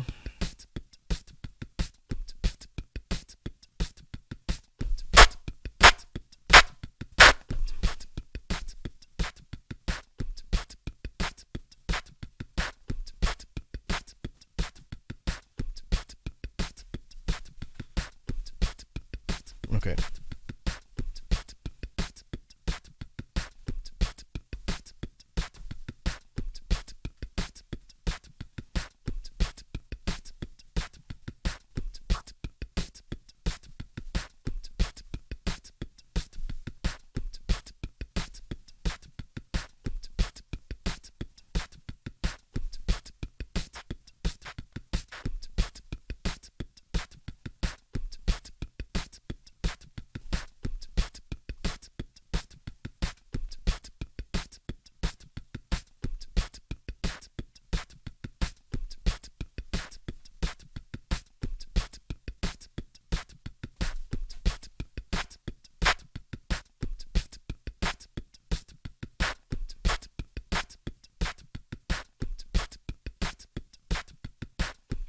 All right.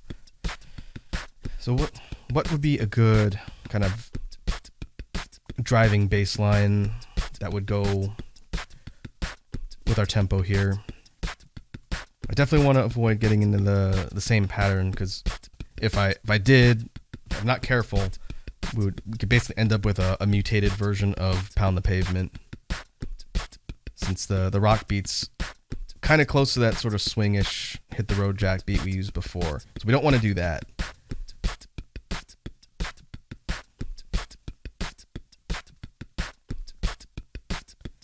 So let me think here. What would be a good bass line to add to this?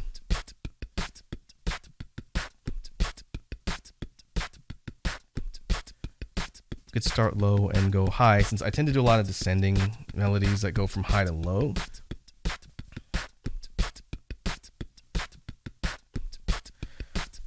We could try and do that. Let's see. I think I'm going to go back to guitar to bass for this one.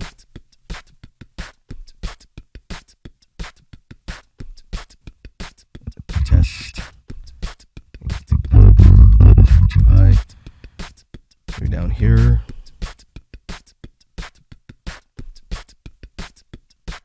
I think that'll work for the bass setting. The real question is, what would be a good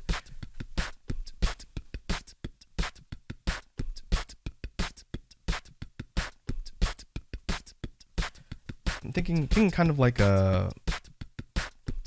maybe an eighth note, kind of descending arpeggiated bass line. It's like semi-arpeggio. Let's see. We can try a couple different versions and see what fits the best. So I'm gonna turn the bass effect back on and try and record some stuff here. All right.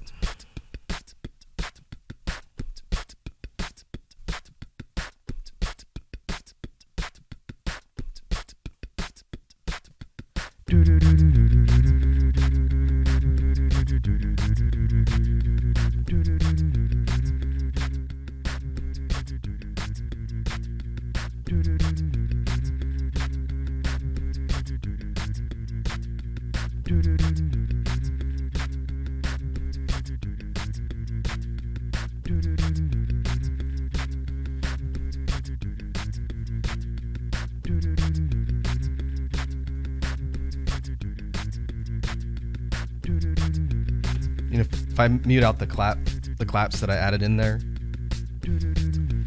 and then we just keep the bass percussion line and the bass line I just did, we have essentially a mutant version of Take On Me without the synths, which is kind of funny. I did not intend to do that.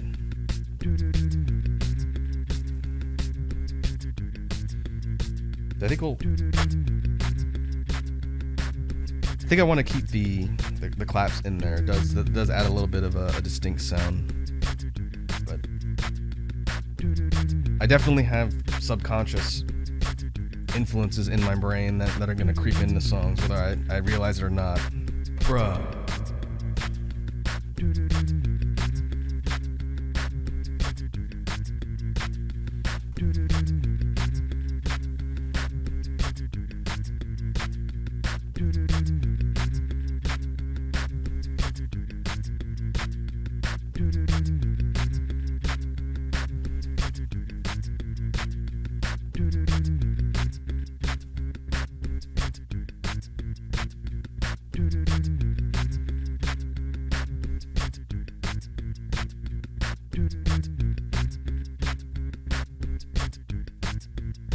This is using the slicer again to mess with the bass line. Let's see, what can we do to the main drum track?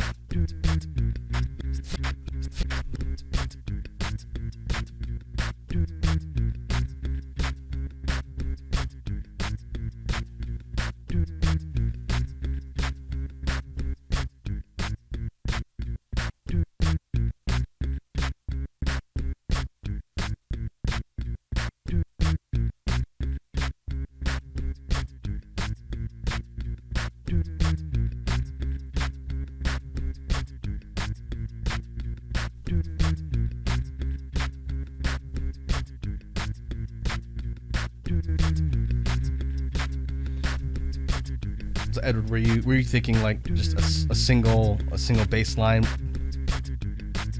a similar rhythm to the bass line, but instead of going kind of down, up, just a single note?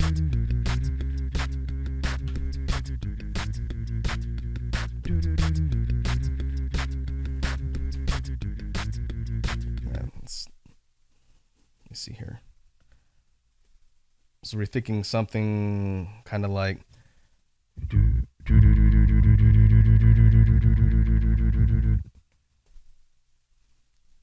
or were you thinking like a different note progression? Because again, the one I have now is going from high, low, up a little bit, and then lower. So it's going up, down, up, lower on the one I've got recorded now. So what were you originally thinking as far as the bass line? Because if we incorporate the slicing effect, which I don't know if I'm going to do on this one since we just did that on the previous track, we could do something that's going to cut out how the bass line moves up and down. Let me sort of demonstrate here.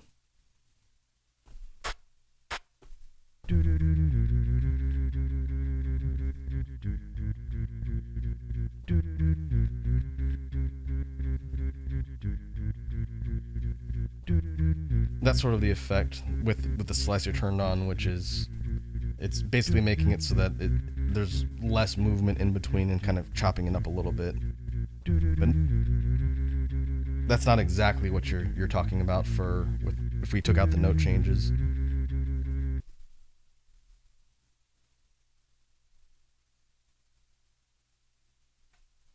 A raised note at the end of the first measure and a lowered one at the end of the next one.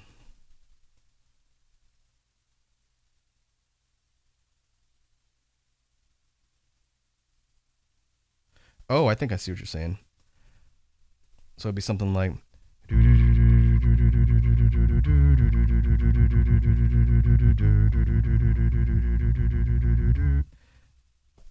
something like that.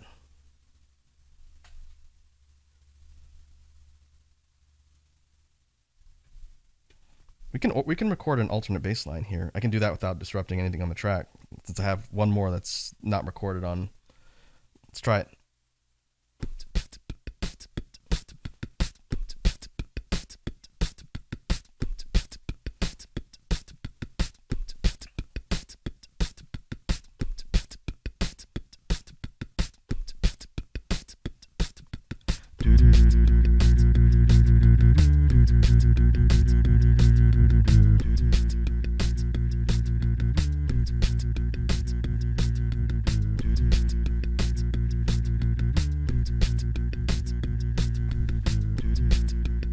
I'm surprised I got that on the first try.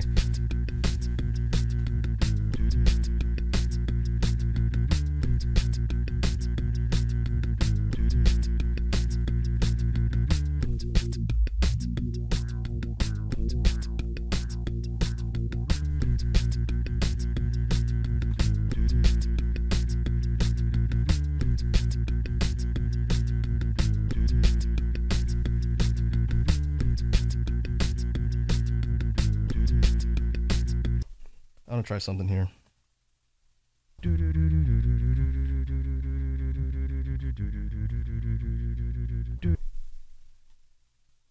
I don't think these would necessarily complement each other at the same time because they're kind of different notes. But if we did,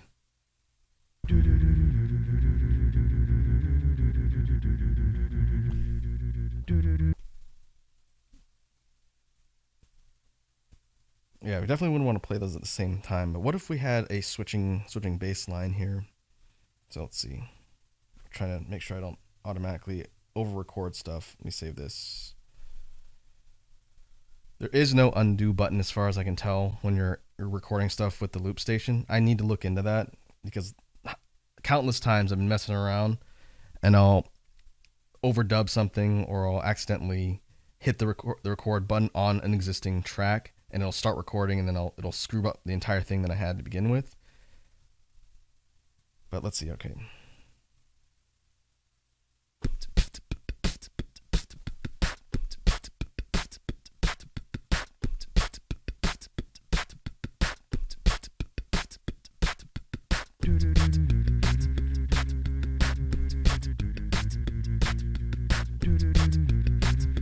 Let's try switching to the other one.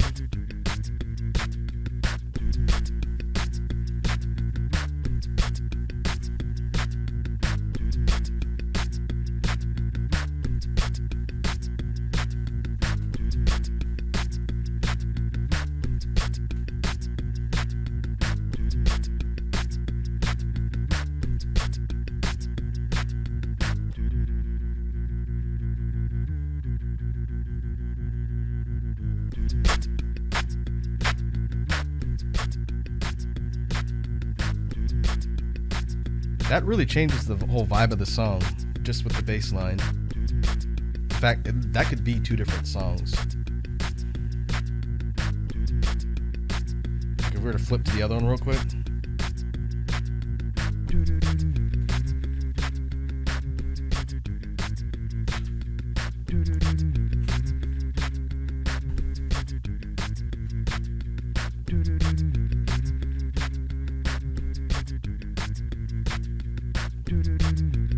Let me switch back.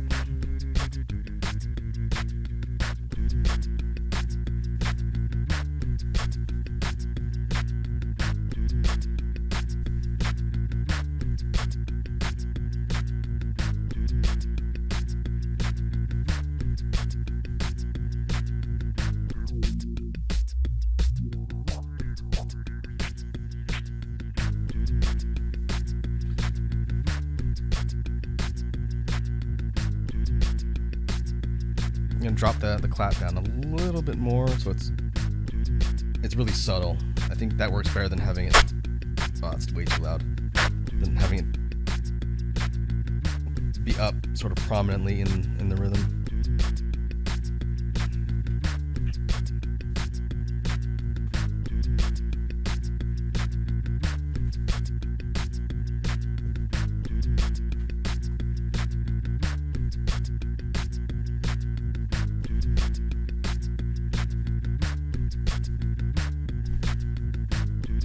Oh, interesting. If we take beat scatter and apply it to everything, and here's what happens.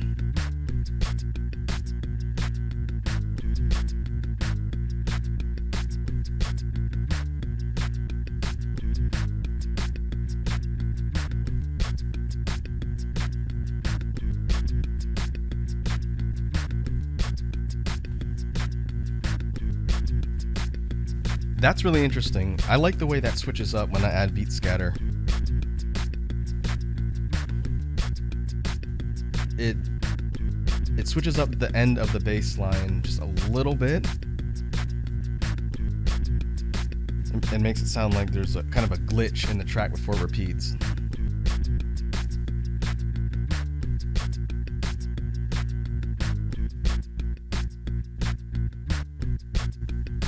Let's see what kind of options we get on our third one.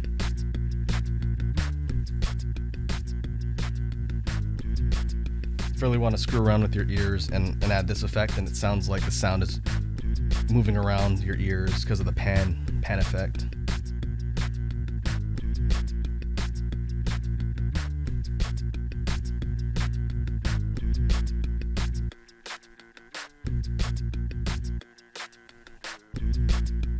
That was isolator.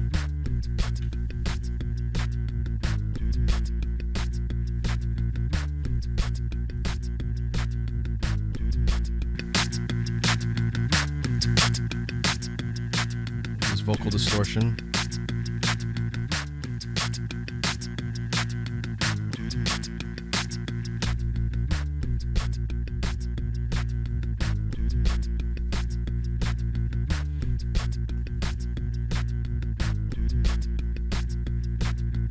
I didn't have the pan up turned to the highest setting, but if I do this, I can hear it in my headphones pretty prominently, but it could be that it doesn't translate well when it's playing through the loop station. Let me try and up the volume of the tracks for a minute here. It might only really be audible if you're wearing headphones, depending on your speaker system if you're watching this on a computer. But here in my headphones, I can hear the sound bouncing between the left and right channel pretty noticeably it sounds really weird.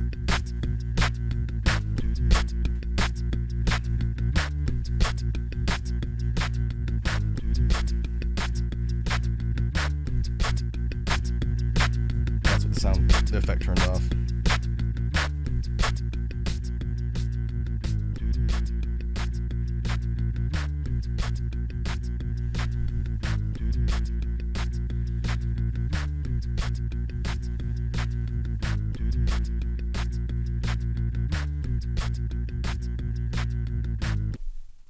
Okay, let me resave my work again here.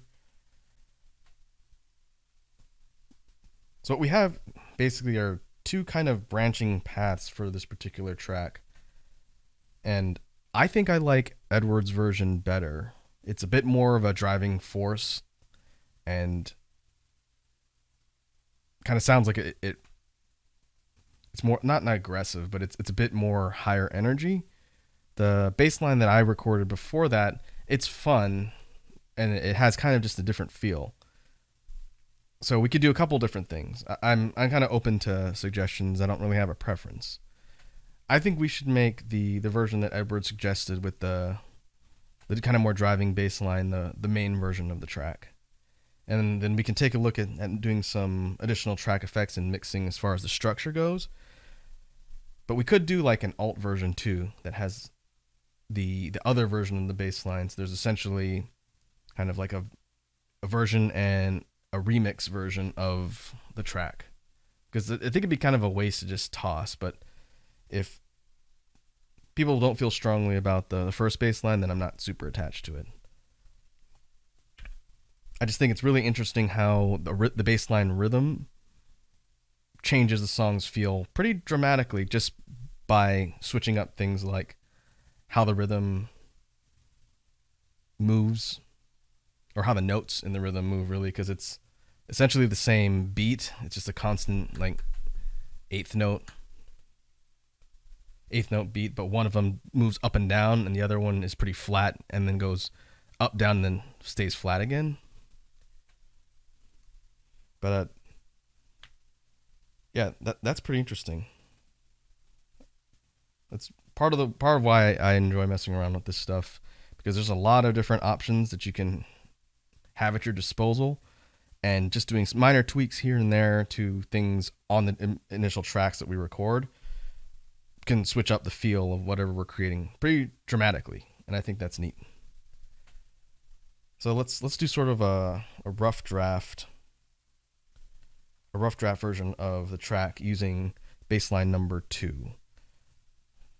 I'll probably keep this what I've recorded here, and then think about if we do an alt version or whatever. But we'll go with what we've got here. So if we were to think of how this one starts, I'm thinking starting with the percussion line is pretty standard for rock songs. I think that'd be good to duplicate here. So if we did that and started.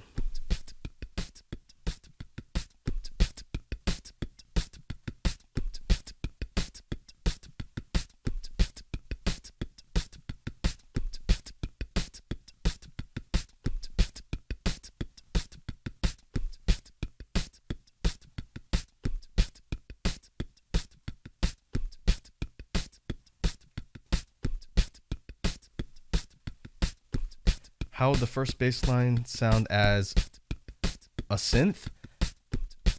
Well, we tried, I don't know if you heard it a little while ago, we tried playing them both at the same time. The problem is they're in essentially, I think, different keys. If they were in the same key, just sort of octaved, then I think we could work that in and have your bass line, Edward, as the underlying one, and then the first one as kind of like a synth layer on top. But because they're different keys, it clashes pretty audibly when you try and play them both at the same time. I can kind of demonstrate here. So the first one is, oops, sorry, turn off slicer.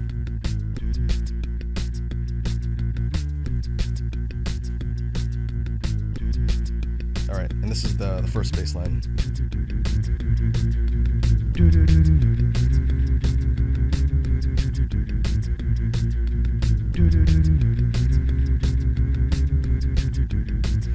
The rhythm is a little bit different. It's very close. I think it's because the way the first one moves, it's not really in line with how the second bass line moves. But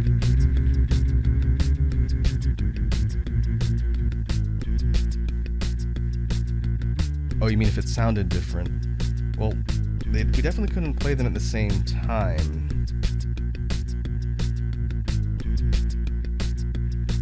So, if we were to use the first one as a synth, it would basically have to be in like in between when the main bass line we've got going right now is playing, which we could do, like if we had everything cut out and we had that be like an kind of intermediate deal. The problem is it's also not the same duration.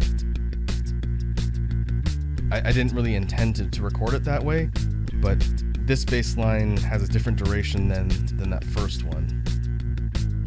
And it's slightly off. If they were really close or almost identical, then they would probably be a lot easier to sort of work with in the track, but they're kind of really different rhythms.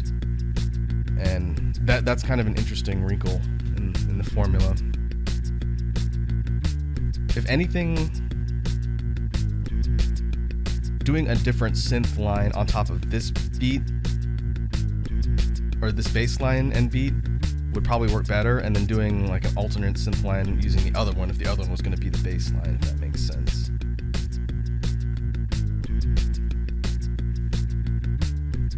Because, let me stop all the tracks here. It's a little bit tricky because, again, the first one sounds like this.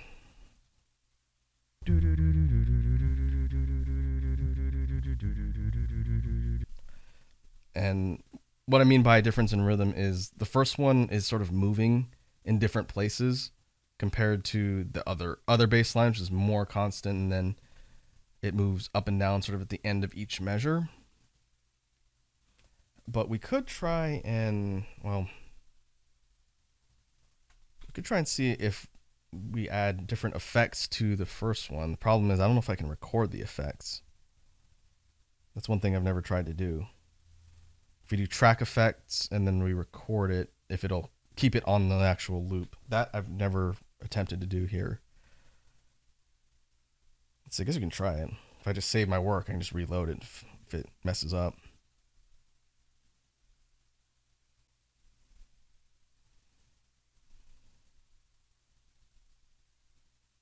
Let's see.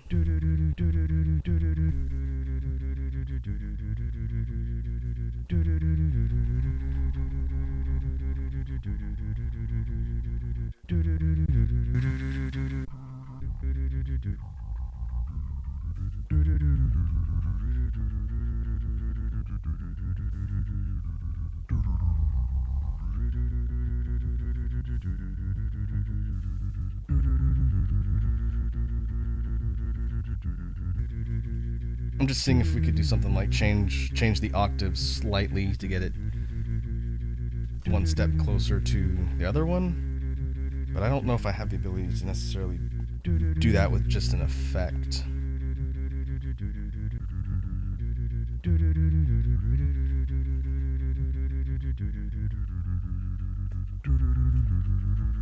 Oh, I guess I could use transpose.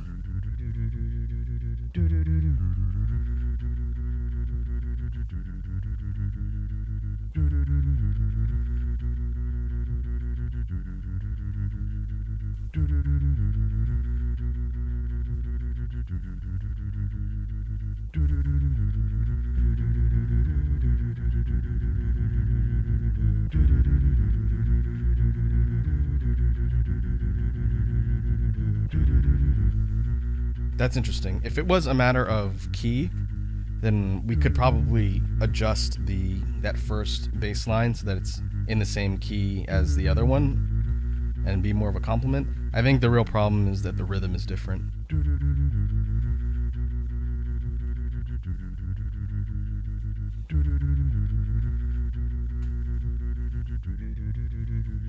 But using transpose, which I haven't messed around with a ton on our sessions here, transpose will actually change the key of everything that's playing. So let me see. Turn this one off. Turn track effects on everything. If we were to go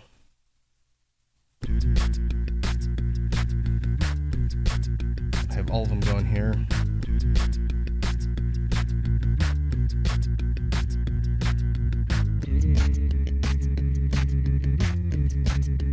This is using transpose, which is basically move everything up a step. This is a full step, I think. The way it does it is probably dependent on where you have the effect knob set.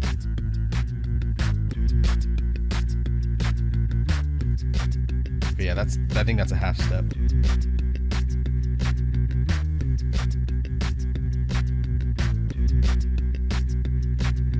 Yeah, I think that combination of turning the first one into synth could work if the notes were longer.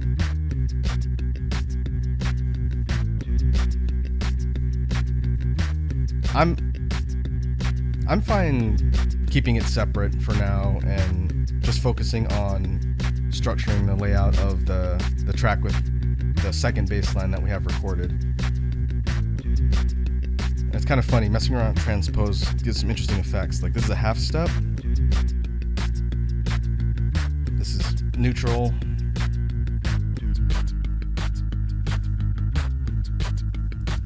So if I wanted to, I've never done this for an actual BGM track that we've created here on stream.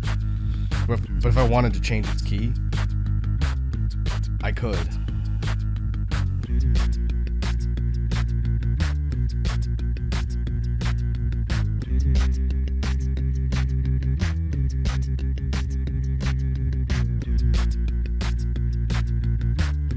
Which is a neat effect to have and a good tool to remember that we've got in the arsenal when it comes to messing around with especially things like a melody. And this only really affects the bass line because you can't change really the pitch of the percussion audibly. It wouldn't really make a difference.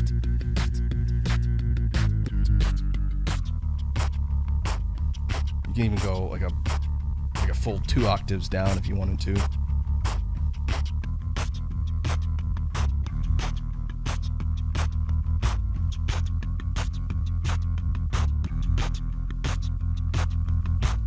Bruh.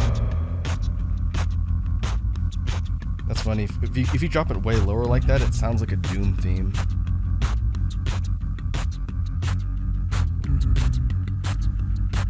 Oh. That's why it sounds weird.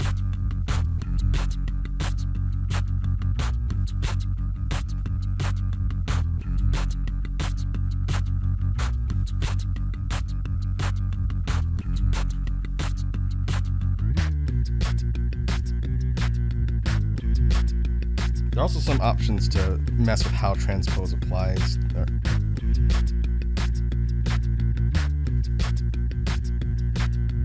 You can change how the octaving actually works. I've never messed around with that. I think it's just changing the steps, how much it's adjusting whatever it is you're playing at the time.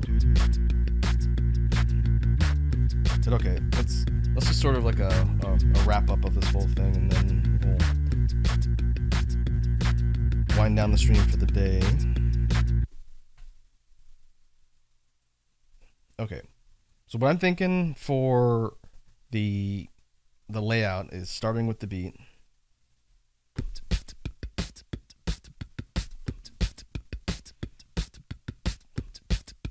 Maybe like a 1 or 2 measure intro, just the beat, and then we add in the claps.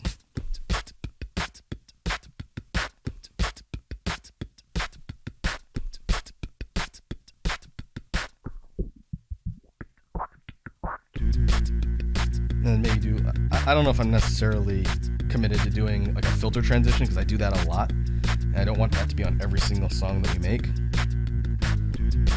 But if we do intro with the bass beat, add in the claps, and then we add in the actual bass line.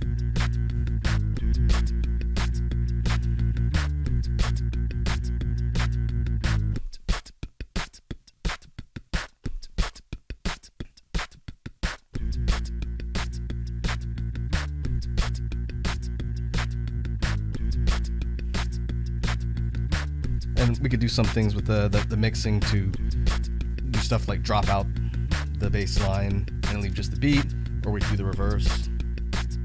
Do something like this.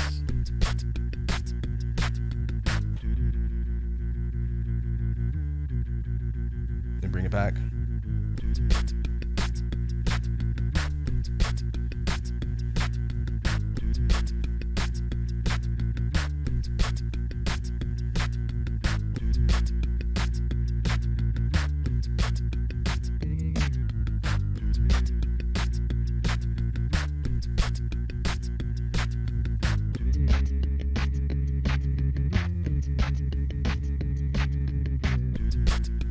We could even add in a key change jump in here if we wanted to. I may play around that later and see if it sounds good. If it sounds really weird and jarring, then maybe we won't do that.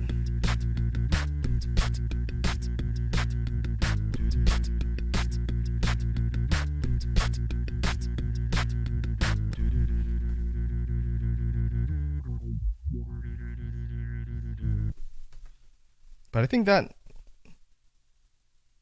a pretty good structure for another BGM track. It does sound different from pretty much everything else we've done.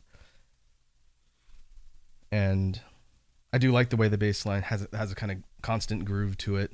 I think if we mix in some other effects and sort of play around with how the bass line and the rest of the rhythm are simultaneous or separate, then that could create a pretty good track. So I guess the real question is, what do we want to call this one? We do need to give it a name. Let me put an entry on my list here.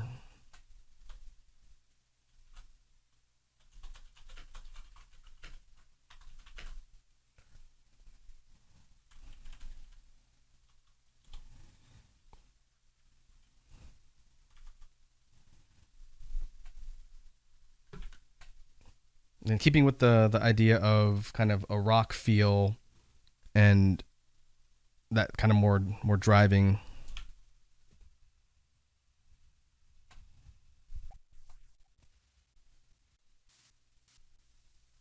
I just realized my dynamics have been off for the last 40 minutes.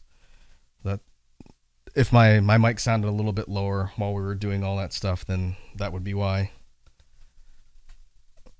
But we'll throw it on for the last leg here.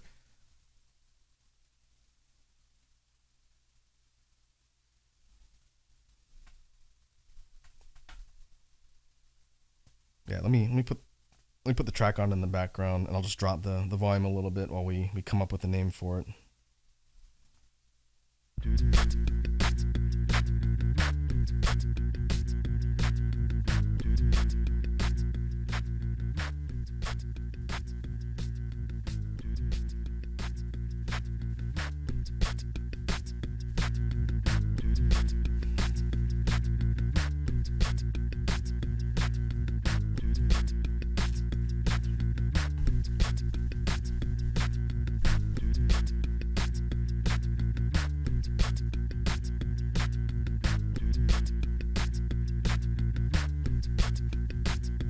What if we called it something like, this is something that just came to mind as I was putting the track on here, but what if we called it second bass? Bass spelled like BASS, like a sound bass. We could, if I wanted to, since we recorded, again, two different bass lines, and it's essentially two different versions of the song, I could do first bass and second bass, again, spelled like bass, which would be kind of funny since it would designate which versions of the song we created. And I could do something like mix up how each one is mixed and how the different effects cut up the songs so they're just not carbon copies of each other. But that might be an amusing way to sort of denote the differences between the two, since it does come down to the bass line. The rhythm and everything else is the same. It's just there's different bass lines which change the songs pretty dramatically.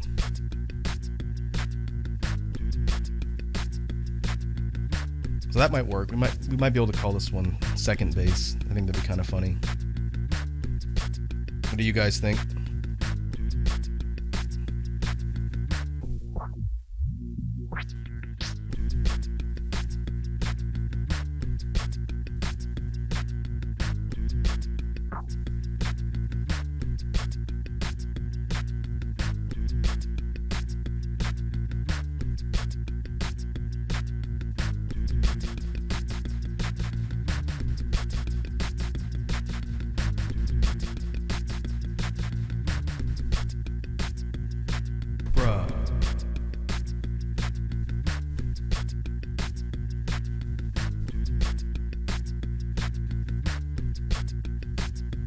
Okay.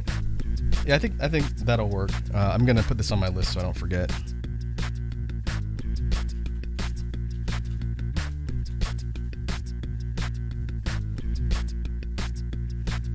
We'll call this version second base.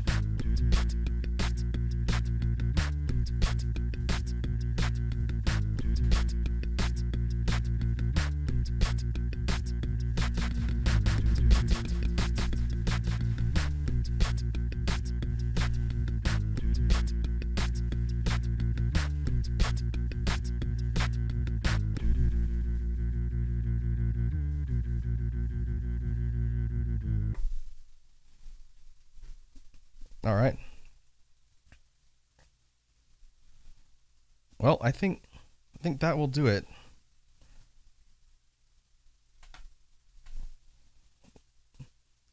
I definitely think we got a lot done, as it were. Getting a chance to mess around with a lot of these things to create BGM tracks is pretty interesting and free-form process. I never know what's going to come out of these jam streams, or any time we're working with the loop and collaborating with chat to come up with different things. It's always a surprise, always a pleasant surprise to see what kind of ideas formulate and end up becoming a thing. Like I mentioned before on some of our previous streams, I'm still trying to figure out where to put these. I don't know how inclined people are going to be to actually use these for their own content. If they do, or they wanted to use something I make, that's fine. If I put these up for download just for fun, if people wanted to put them as background music in their music videos or YouTube videos or what have you, then that would be cool. I would just ask that people credit me with creating them if they're going to do that. But for all of the stuff we're doing here on stream, I wouldn't put them up behind like a paywall or anything like that. If I put them up in Bandcamp, I put them up just for free download, and if folks wanted to pay money just to support me as a content creator, they could do that. But for all of these BGM, like simple loop tracks and silly things we do here, the point isn't to go and try and monetize them and make money. It's really more just to put stuff out there if people want to mess around with them or whatnot. But I'm still trying to figure out the avenue to do that, and as soon as I do, I'll post some sort of update somewhere, either in a video or on Twitter, or in both, ideally. But that's something I'll be working on next month, trying to iron out.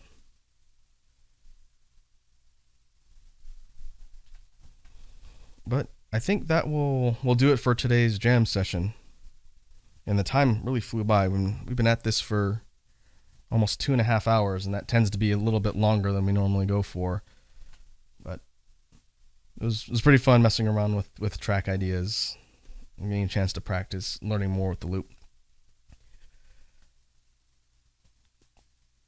But I think that will be just about it. I did want to let you guys know, like I mentioned on yesterday's stream, the stream schedule for next week is going to be kind of weird.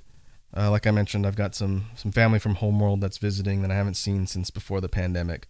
So that's going to be taking up the bulk of my time next week. I'm still planning on uploading or recording and uploading some Guilty Gear content that's off stream. And if I can do that this weekend when I get a spare minute, that'll go up some point next week, since there won't be streams during the week.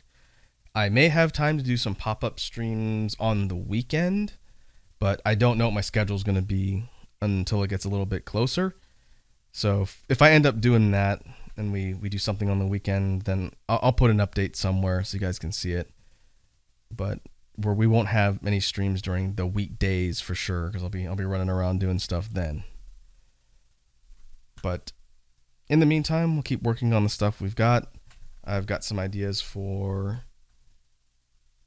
the regular streams once we get back to the routine. I think we're due for another You Die You Beatbox in Slither.io video. I was just looking at my list, and it was a while ago when we did that. So I think I do want to dedicate one of the upcoming streams to doing that, since it was pretty fun. Now that I have the loop configured, I can actually put background music on while I'm doing that and just turn it off whenever I have to make a beat on the fly. So that's definitely going to be coming back. That'll be returning to the channel sometime soon in August. and then we'll continue to work through Nocturne.